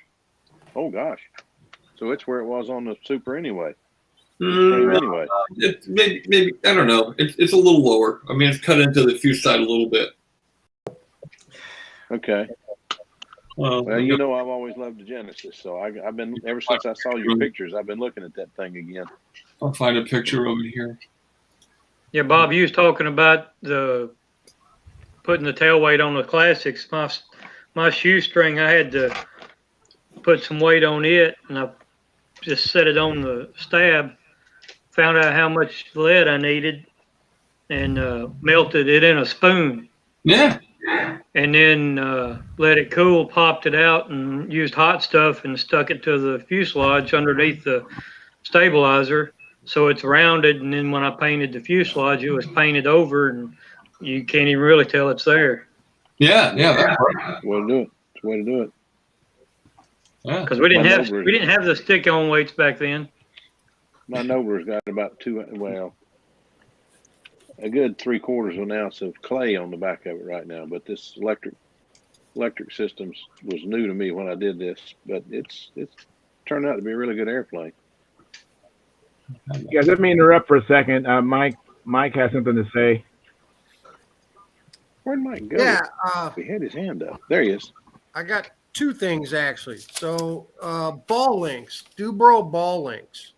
I was shopping them today because I had a Tower gift certificate, and I noticed there's two different kinds of the heavy duty ball links from Dubo. One of them has a brass insert, and the other has a stainless steel insert in it. Any thoughts? If you can still get the brass ones, Mike, get the brass ones. Yeah. Well, I thought that, but then I thought, brass corrodes over time and always gets slimy and green and nasty. And I thought maybe that might be what makes them jam up. Would be better. Dubro has a stash, and I got these right from Dubro, and they turn really easy. $2 a piece. If you can get brass ones, the old brass ones, you better buy them up, because the guy only has 50 of these left, and they won't get sticky and seize on you. I mean, you can get both from Tower today, right now, because if they make a brass, if they're making that may be what they have in stock, but I couldn't find them anyplace, so I went right to Dubro. And the president of the company said he had 100 of them stashed. I bought 50. I spent $100 on ball links. Okay, well, let's get them from you. Huh? Yeah. Let's get them from you. Yeah, I've got rid of just about half. I think I got 25 left because people wanted them and stuff. But we used to get them. What wasn't it like Satellite or something like that, Bob? That Satellite I can't City. remember. There's another place that was doing Rocket that City? balling. With Central Hobbies. Yeah, they had a ball link that was real free, Mm-hmm. but they can't get them anymore either. Huh. Well, those last ones, there's ones that Russ Honea is selling now, and he got them from Tom Morris. I guess Tom had switched over to those. They're not bad. I just get them from Russ. But the last time I had to cut an airplane open and get them damn ball links out, I was pissed off, and I'm like, I'll never use Dubro, the regular Dubros again. Yeah. But talking to Dubro, they chromed them so they could make the tolerances tighter because the RC people didn't like the real loose ones. They afraid that they were going to pop out under 200 ounces of torque from a servo. Huh. So they wanted the ones that were in there tighter. But I'll tell you what, Mike, I will send you a bunch of Dubro chromed ones if you want. I have a pile of them. Well, I'd like to go back to my original question, which I never really got to. Tower has both available. The brass ones are available in the heavy duty. The chromed ones are available in heavy duty. There's two types. Who's used both, and what's the pros and cons of one over the other? My thought was brass, if it gets exposed to any fuel at all, it's going to corrode and turn green and get sticky over time. Whereas I think a chrome one would stay looser. That's just my opinion. I mean, what happens? Why don't we use brass in our fuel tanks? Because it corrodes. That's why we like copper, right?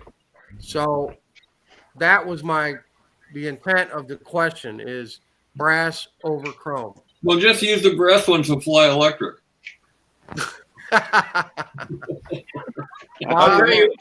I'll tell you what, Mike, if it's a full fuse and you get fuel on your ball links inside the fuselage, you got bigger problems. You got a bigger problem, yeah. I understand that, but I'm starting to put ball links on a lot of the profiles that I'm assembling. So they're going to be exposed. If it's going to be out in the weather like that, I'd use a stainless steel one because that's what they were designed for. Well, make them wear a little mask. Yeah, but they got to keep up 6 feet of distance. Ooh, it ain't that far to the elevator. Yeah. The only thing is, though, is that if you can find a chrome one that's free, I mean, when I did Samantha's airplane to take to France, I bought 50 ball links, and I got 2 that were free out of the 50. And that's when I called Brodak. Brand new package. That's when I called Dubro, and they sent me them ones, and Chris Rudd put them in his airplane, and Samantha put them in her airplane. Has anybody tried the ones that Russ is selling now? The new one he's selling? No, I haven't. But every one of them is free. It's perfect. I mean, they're just brand new package. It's brand new Russ package. Air. Just opened them up. Free as a bird, Steve. Yeah. That's the very good. I mean, that takes nothing, and they go all the way around, even through the whole side, without binding. With those old ones, you got to be careful because if they could be free when you put them in, and in warm weather they stay free, but when it gets cold out, they tighten up. And I've had that happen. Wouldn't you want to put a little white lithium on them or something like that? You know, it didn't help.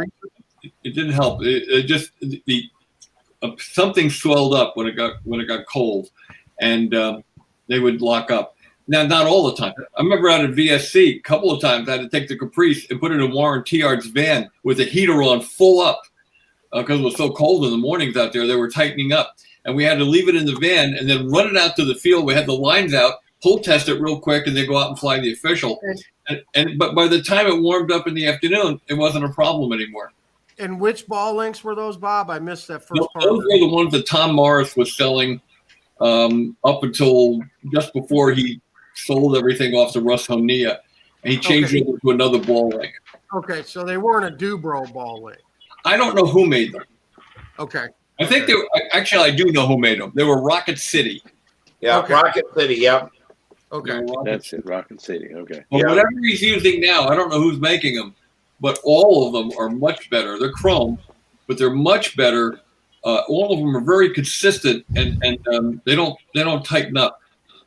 The ones I was looking at here, Dubro says they're burnished nickel plated brass. Mm-hmm. Yeah. Okay. Yeah, I looked at them and I was like, they look like stainless to me, or they could be chrome. Yeah. You're right. They're nickel I plated. believe I would rather have the chromed, especially on the profile. Yeah. Because But if it's going to get I fuel, don't know, Mike, but these chrome ones don't here, varnish. if you barely put your finger on them, these things will just spin. Yeah. I mean, there's no pressure needed to spin that ball in there. It just spins like crazy. It's Call him almost buy a smooth. couple of the ones that he has. I think he'll be very happy with those new ones. They work great. I think that's what I'll do. I'll get some. And the other thing you got to be careful of, and I'm sure you know this, I'm probably preaching to the choir here.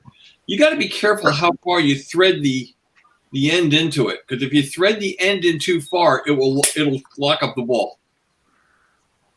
Oh wow! Or you can split the split the case. If you get it too deep into the ball link, into the straight ball link, it'll lock up the ball. Right, that makes sense. Well, Dick, that friend of mine, well, you know Dick, Mike, he uses he uses an aluminum one that Tryon uses in his airplane. And he says that them are real free. The only thing is because they're aluminum, you got to have a backing nut to lock it in place. Right. But that's real easy to do on a profile. Right. But them are, real easy. But yeah, Dick, he had the same problem with all these ball links locking up. And it was all the chrome ones from Dubro that would lock up on you. But the Rocket City's good too. The old ones, but not the new ones. Is he using one of those? Let me get on your mic. Hang on a second. So when y'all put those together, do you put any CA or anything on the threads to keep that nut from backing off? is that a ball link break or is that just a post going through there? No, that's like a fork, man. That's an aluminum fork that somebody made. That's a clevis. Yep. Is that the thing that Doug Moon makes? Yeah. Yeah, this is a control system out of an airplane that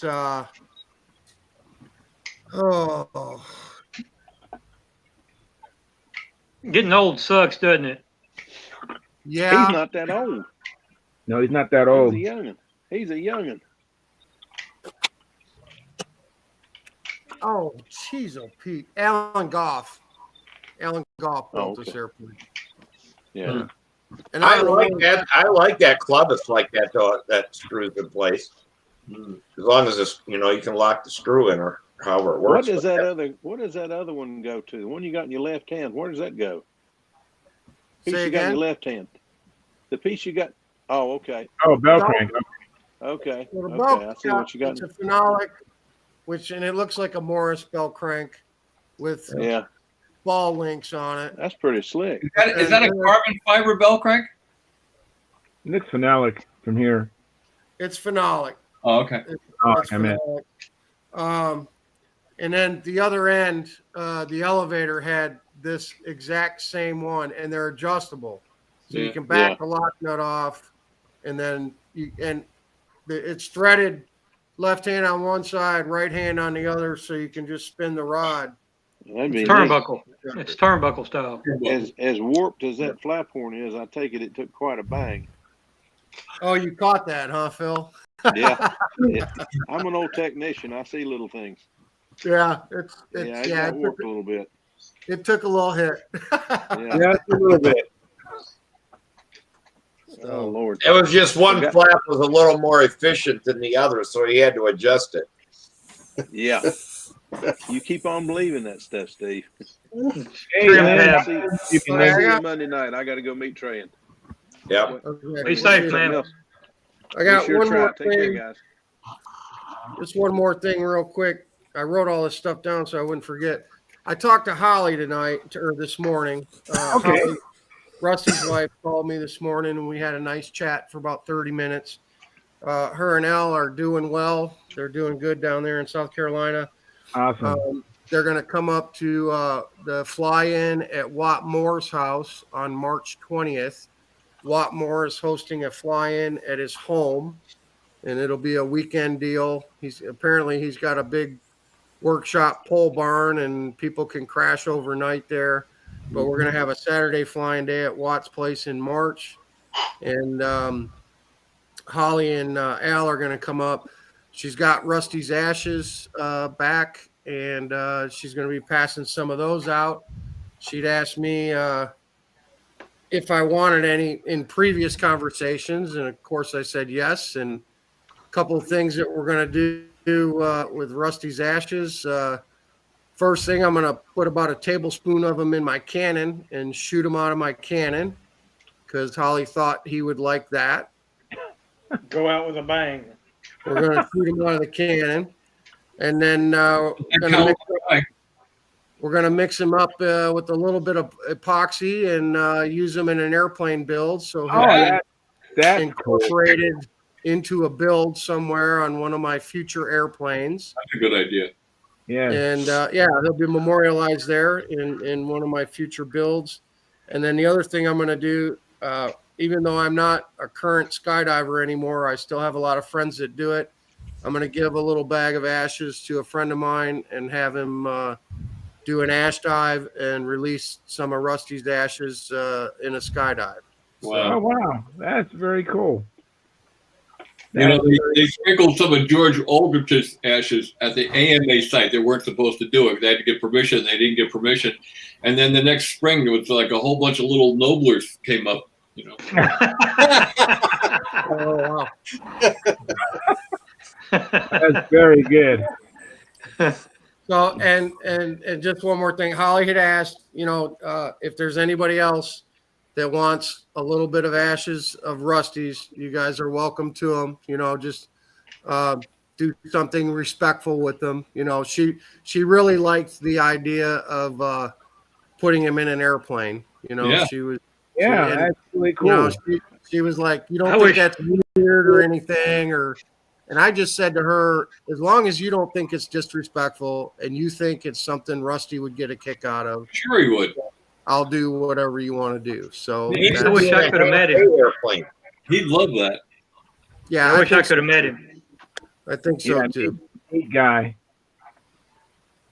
Yeah, it was really neat. Yeah. Well, gentlemen, I'm going to punch off. I had a long day yesterday, and I have a long day coming up here, so I'm going to punch off. Hey, thank you very much, Bob, for coming in. I really appreciate it. Real quick, is Peter still with us there? Yeah. I talked to Dave Tribble today, and he's 100% behind this whole thing we're thinking about doing. So, awesome. Excellent. Great. Now I just have to figure out the format, and I have to get Rusty, talk to Rusty, and see how we can tailor things. Yeah, well, we're going to talk to Sparky, and I already got a okay on the amount and everything. So I'm going to talk to Sparky, and we'll get all that sorted out. We got to get a code set up so people can access that part of the site. So for those of you who don't know what I'm talking about, we're thinking about actually putting a virtual stunt news up on Sparky's site and enabling Pampa members to access it with a special code. And then we can have a ongoing magazine. It won't be a forum, it'll be a magazine. And the forum is the forum. You can go talk to each other on the forum, but this will be a magazine where the directors can put up their reports, and we can have articles and how-tos and things like that. That would be just like a magazine, except it won't be printed. It'll be on the forum. Great idea. I want to explain what Pampa means, Bob, for those who don't know. What's that? I want to explain what Pampa means for those who don't know what that means. That's when you get old and you got to wear diapers. Right. Yeah. Yeah, that's it. It's a spot. It's a grassy spot in Argentina. PAMPA means Precision Aerobatic Model Pilots Association. It's coming up on its 50th year. It was incorporated or started in 1973 at the Nationals at Oshkosh, Wisconsin. And Win Paul's original idea, and he worked with Keith Trossel and Les McDonald to get it going. They volunteered Les McDonald to be the vice president, so it was more or less model railroading on his part. They volunteered him in. So, but at any rate, it's coming up on 50 years in 2023. It would be a shame to see Pampa go away. We really need to support it and get it going again. And I think this idea may work. You know? Yeah, well, if it goes away, then who's going to be the special interest group that sponsors any stunt events at the Nats? Precisely. Who did it? We don't sponsor the event; we administer it. That's what I meant. Yeah, we administer that event, and you're right. If this goes away, then anybody that comes up to AMA, because they could care less, and they will say, "Hey, I want to run it." And we've had that happen once before. I'm not going to say who it was or anything bad about the guy. Well, we had somebody come in and get in the door like that once, and they made a fiasco out of the Nationals. It was horrible. And I never want to see that happen again. So, who administrated it before Pampa? AMA. So that tells you why some of them were screwed up and some were okay. Some of them were okay. Some were pretty well screwed up. They had some really good event directors back before Pampa, like Art Slapinski was event director. That was an excellently run Nationals. But there were a couple that were run, even subsequent to Pampa getting in, before AMA had Pampa running it, that really had some problems. So we don't, I don't want to get into a long discussion about this, but I just want everybody to know that there is, especially Peter, that there has been movement today on that. So I'm going to keep that ball going, That's good. Bob, anything I can do to help, you know how to reach me. I appreciate it. Well, what we need more than anything is people to write articles. When I was doing Stunt News, when you saw Stunt News was the tip of the iceberg, the 10% that you saw. The 90% was the hundreds of hours of phone calls, chiding and trying to get people to write articles and try to get content for a 100-page magazine every other month. We're never going to have that again. But we can have an online magazine that's virtual and keeps going, and directors can add to it every day if they want to. Or if they don't have anything to say, they don't have to add to it for 2 months. But it'll be a virtual thing and keep going. We're never going to have a print magazine again. It's just too expensive. Yeah. Well, I'm excited because I'm looking forward to the memberships going down in price. I've been a Pampa member now for maybe only the last 6 years, but I've always enjoyed it. But when Stunt News went away, I'm like, Stunt News was Pampa to most people. I mean, let's face it. The magazine was the organization, and we got to do something to keep that going. So I just want to let especially Peter, who we've been working with a little bit with on this, and it's a good part his idea. We're going to. We're going to continue working to get this going and hopefully have it up and running in a month or so. Yeah, you can. What's really cool is go to the AMA museum, go in the library, and you can get all the old Pampa newsletters. You can get all the newsletters online. But I mean, they were just newsletters. There was no magazine. The Winpole mimeographed ones. Yeah, I have all those. Yeah, with the alligators on. Like, wow. I mean, it's like 3 or 4 pages. The alligator, even this is way before the alligator letters. I know. Anybody understand that whole thing about the alligators? No, I never understood it. All right, I was part of this, so I can tell you the story. It was 1980, and Wendy Erdowski, who I used to fly with when we were kids, he had gotten out of the hobby for a long time, and he came back in. And in 1980, he built another sweeper, the big sweep, one of his big sweepers. And we went to the Nationals together that year. And on the way out, we stopped at a restaurant, and they had like a gift shop. And they had these alligator heads on a stick with a little trigger where you could pull the trigger, and it would make the alligators mouth open. Open and close. Well, Wendy his alter ego became the alligator. He was walked around all week long with an alligator, talking to people. He'd reach over into somebody's drink and pull out the alligator. And he did some other nefarious things with the alligator I can't mention here. But that became the famous thing with the alligator. And that's where the stunt news started having alligators in the margins and stuff. That was Wendy's sense of humor. Okay, cool. Yeah, so that's where the alligator came from. Thank you. I've seen it, but I didn't understand the connection. Thank you very much. Now that Nationals was also pretty interesting because I launched his sweeper and he let the lines get slack, and there was a thing in the runway where it caught the lines, and the airplane turned in at him. Oh no! And it chased him around the circle without ever leaving the ground. It chased him around the circle for about 2 minutes. Yeah, that's another one. Have you ever? Have you ever been chased around by by a sweeper? You're in trouble. Oh my gosh! So what happened? Did the lines kill? How did that? He finally got it stopped, and everything was fine. Didn't even put a ding in the airplane, and he was able to complete the Nationals. Nice. Was that? Did he have to take an attempt? That was on a practice flight. I was on a practice flight, but it was very entertaining. Except it's you running around trying to get away from your airplane. Oh my God! Have you ever? Yeah, nothing like a tiger.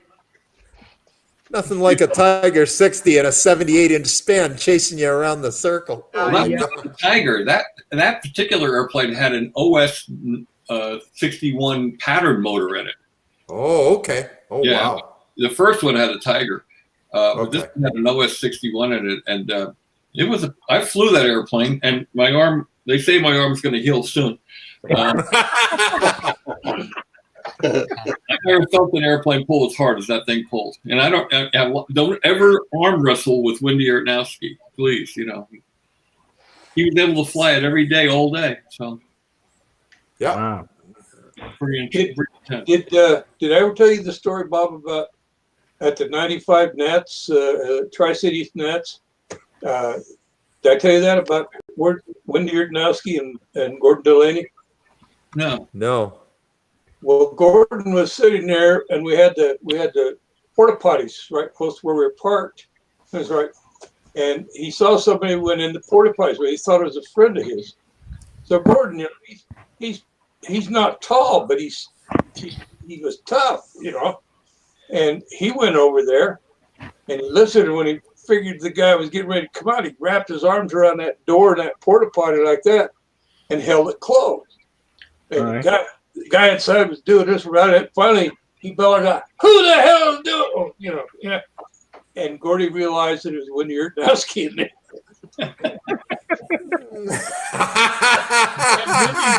And trying to get out, and Gordy says, "I'm afraid to let him out now."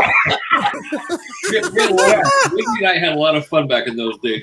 Subsequently, we didn't always see eye to eye, but we had a lot of fun back. We did a lot of motorcycle racing together and chasing women. We caught a few even. And but we went to the Nationals that year, and Bob Barron showed up, and he got out of his car, and Wendy and I grabbed him, and we threw him in the swimming pool, right into the pool, closed it all. And Barron took it pretty well the first time. Okay. Then he got his right off, and he walked out of his room. We threw him in the pool again. That time he wasn't too happy. Yeah, we had a little fun. That is awesome. Yeah. Wendy could have fun. So. Oh, yeah.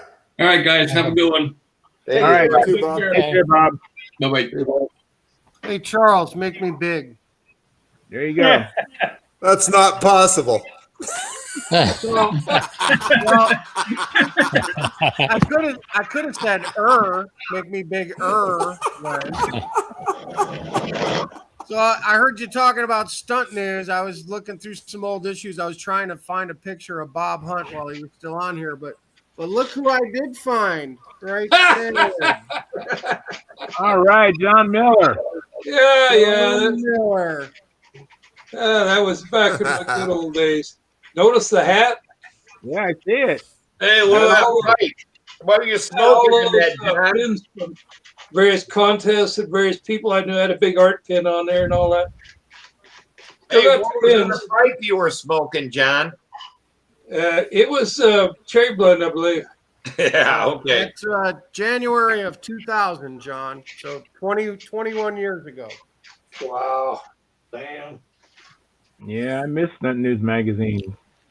What was I doing there? That was in It said you were modeling the new Pampa T-shirt, is what the caption said. John Miller sporting the new Pampa T-shirt. You can get yours here. I think that was at Whittier Narrows that picture was taken. So it was a Pampa triangle. Yeah. The logo on it. Cool. Yeah. Damn, I didn't know in your younger days you were a model, John. I was a stud, dude. He did look a little thinner in that picture. Oh yeah. Probably about 30 or 40 pounds thinner. Just imagine how thin we all were in 1980. Yes. Yeah, really. You know, I got out of the Navy. I was under 200 pounds. I was about 200 pounds until I was,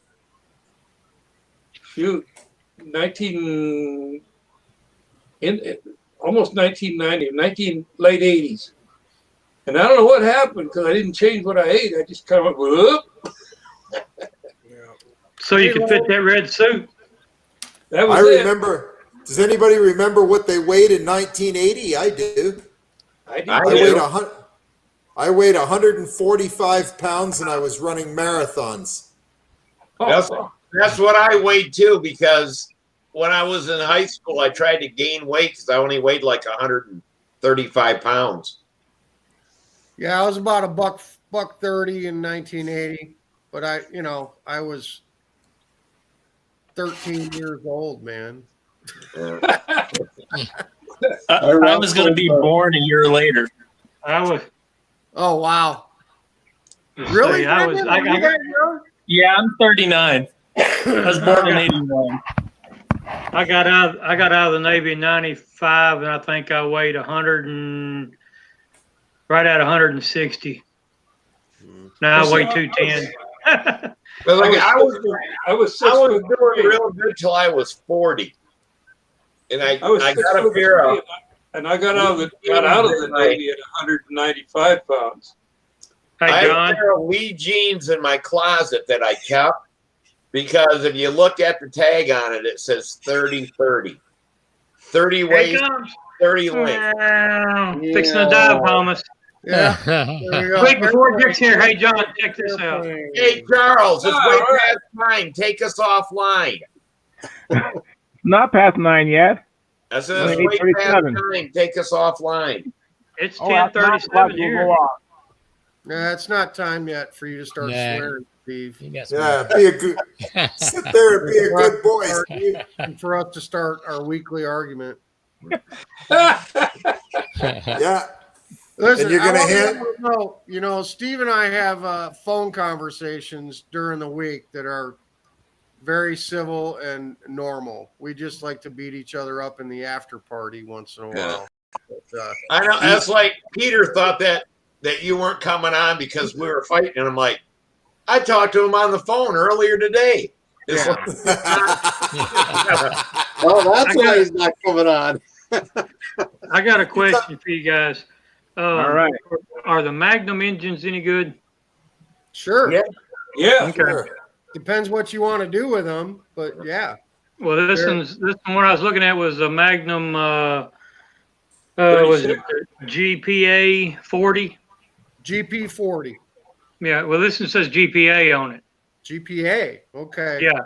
I've got a couple of the GP 40s that I run as RC motors, and they're great for that.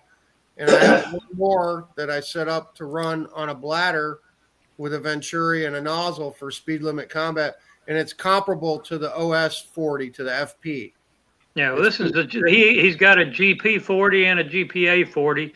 The GP 40 has still got the RC carb on it.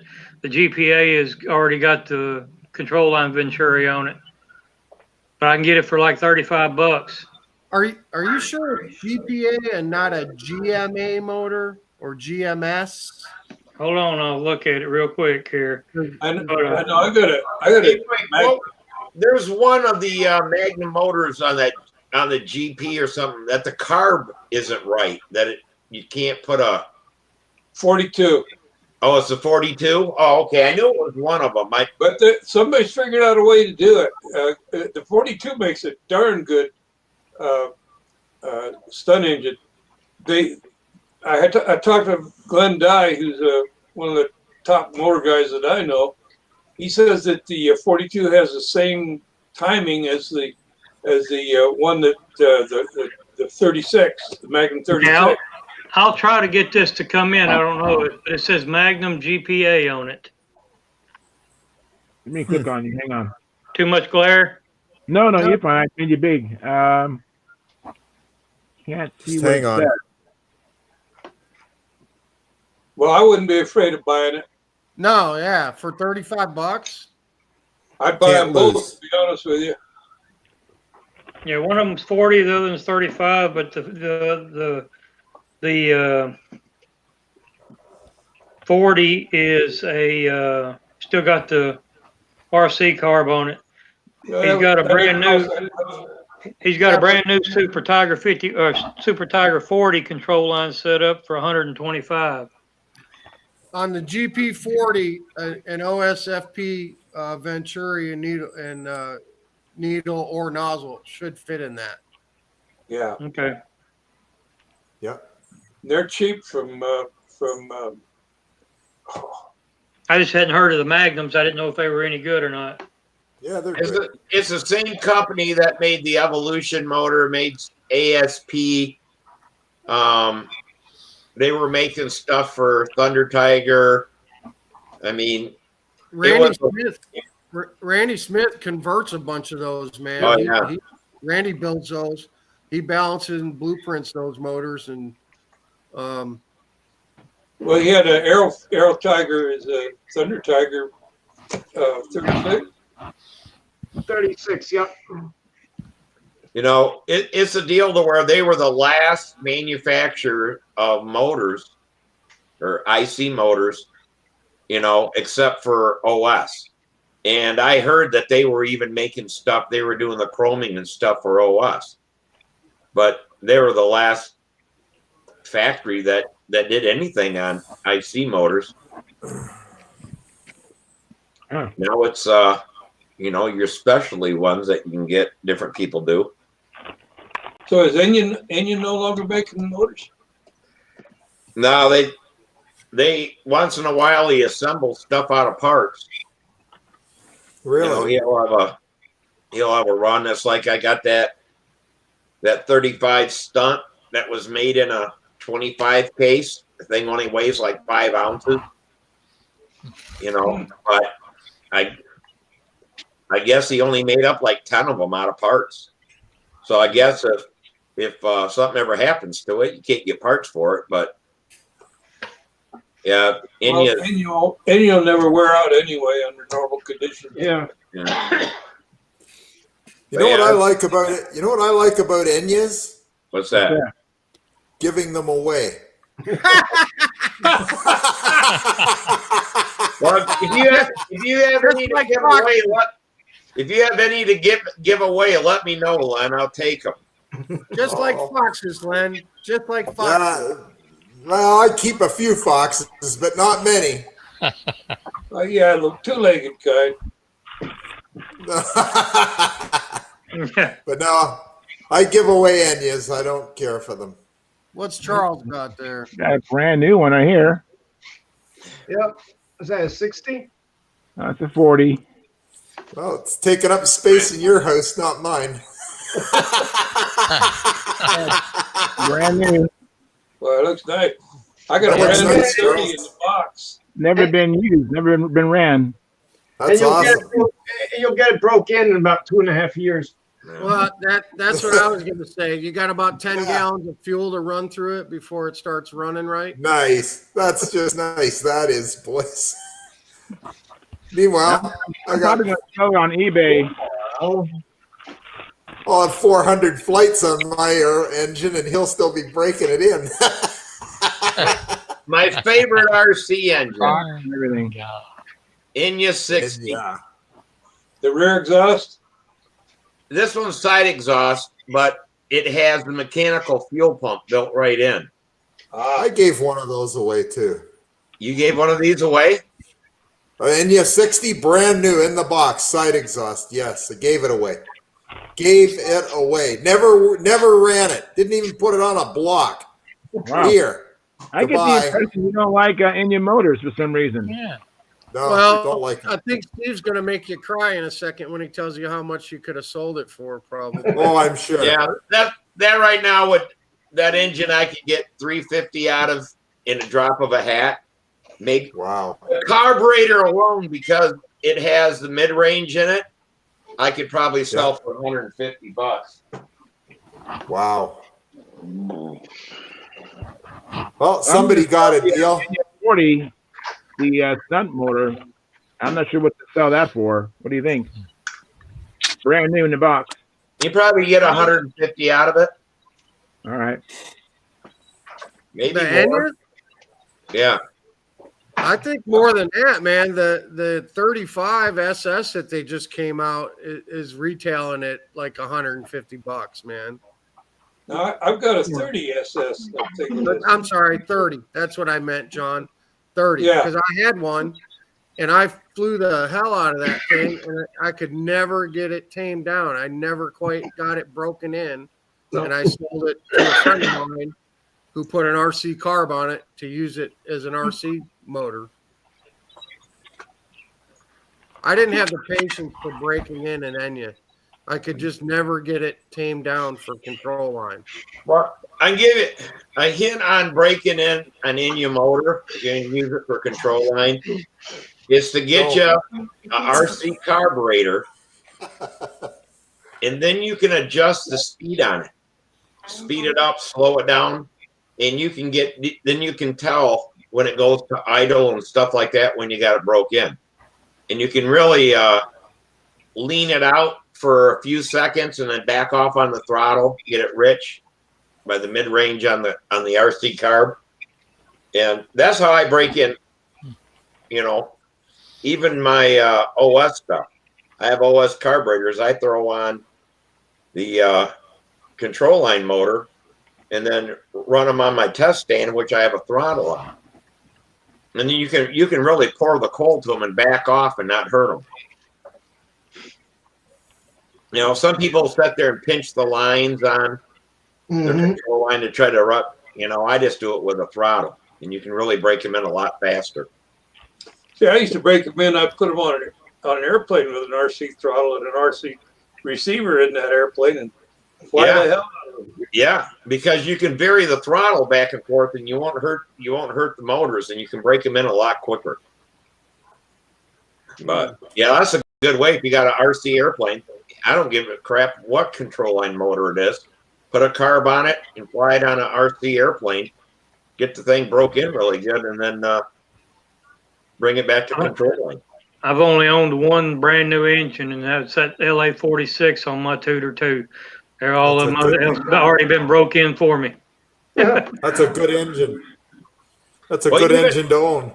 Yeah, I've got 3 of them.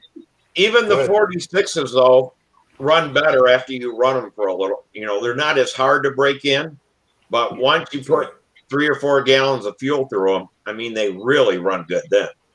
What's really noticeable, like running the stalkers, is that you'll find that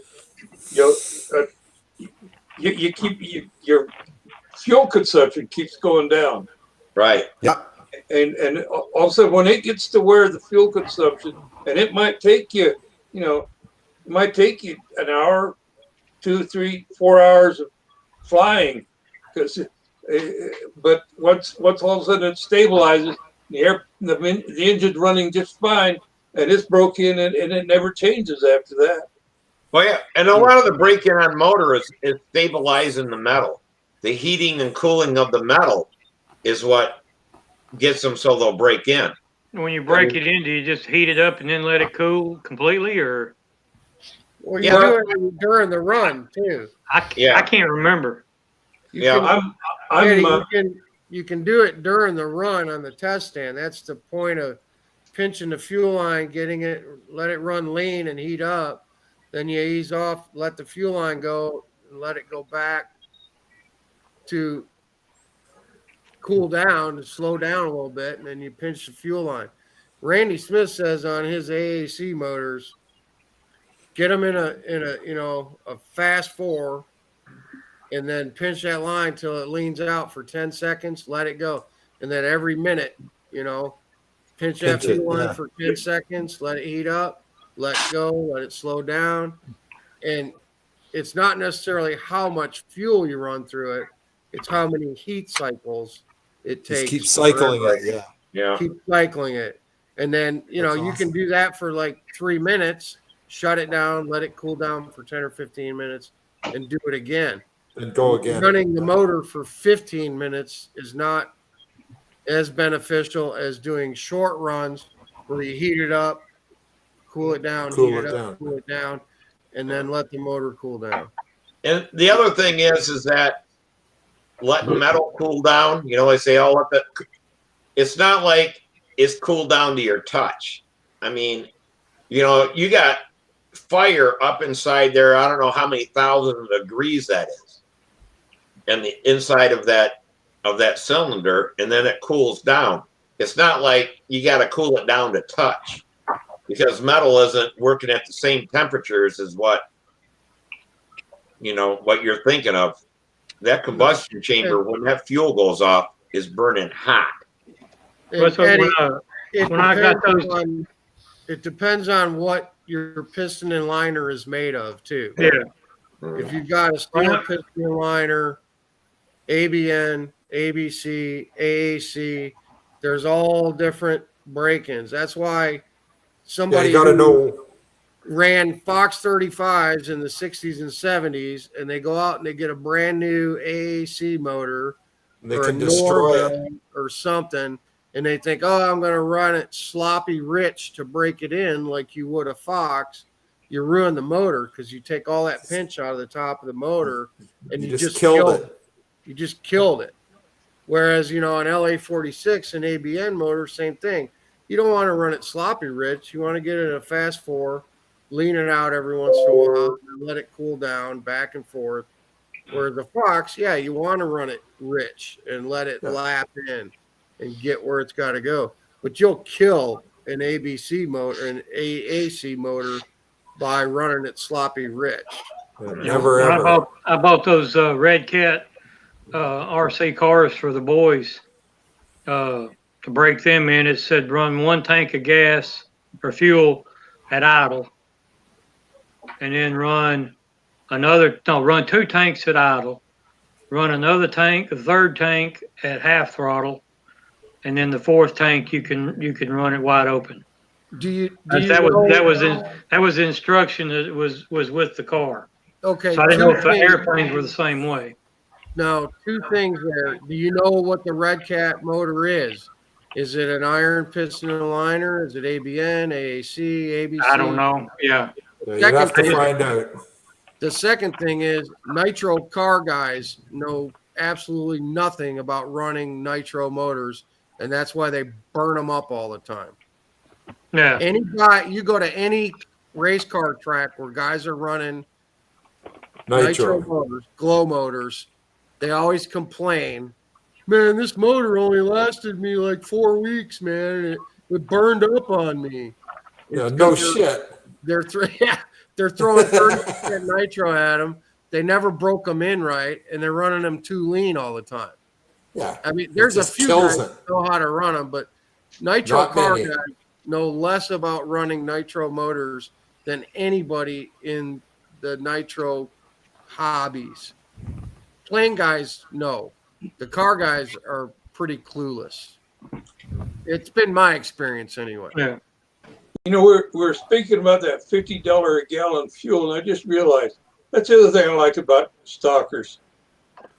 They don't need any nitro. No nitro. Yeah.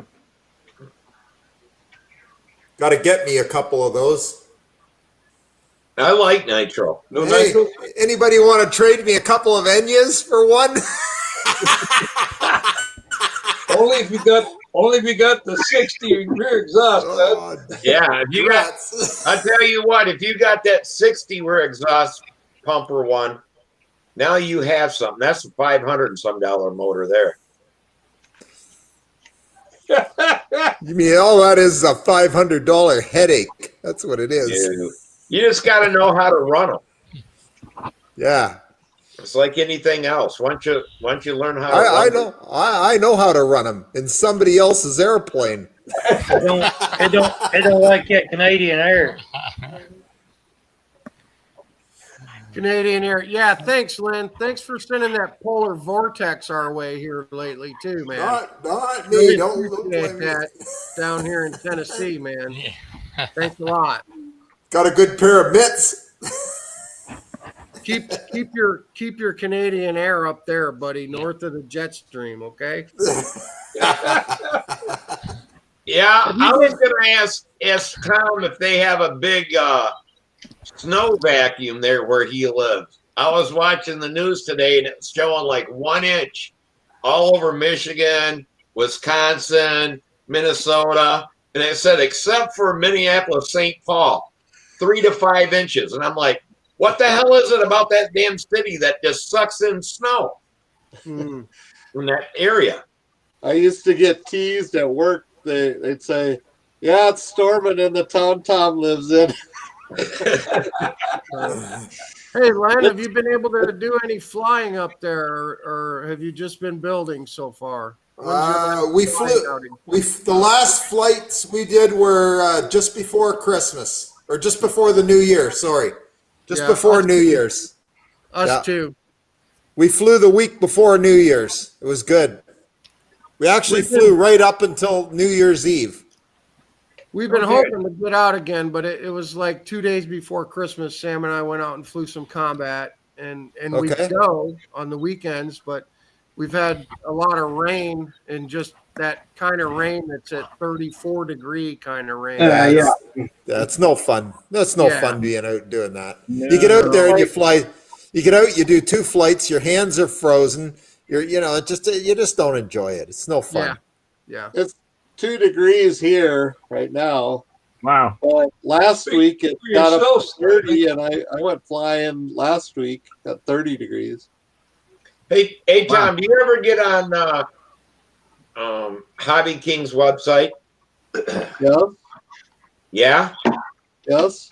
Did you see that new airplane they have out that's made to fly off of water and snow and grass and stuff like that? What's it called? Oh shit, I forget the name of it. Swear jar. Huh? Yeah. Swear jar. So still live, Steve. What did I say this time? Shit Oh my again. God. We don't even know. So he says it again. So what was the square?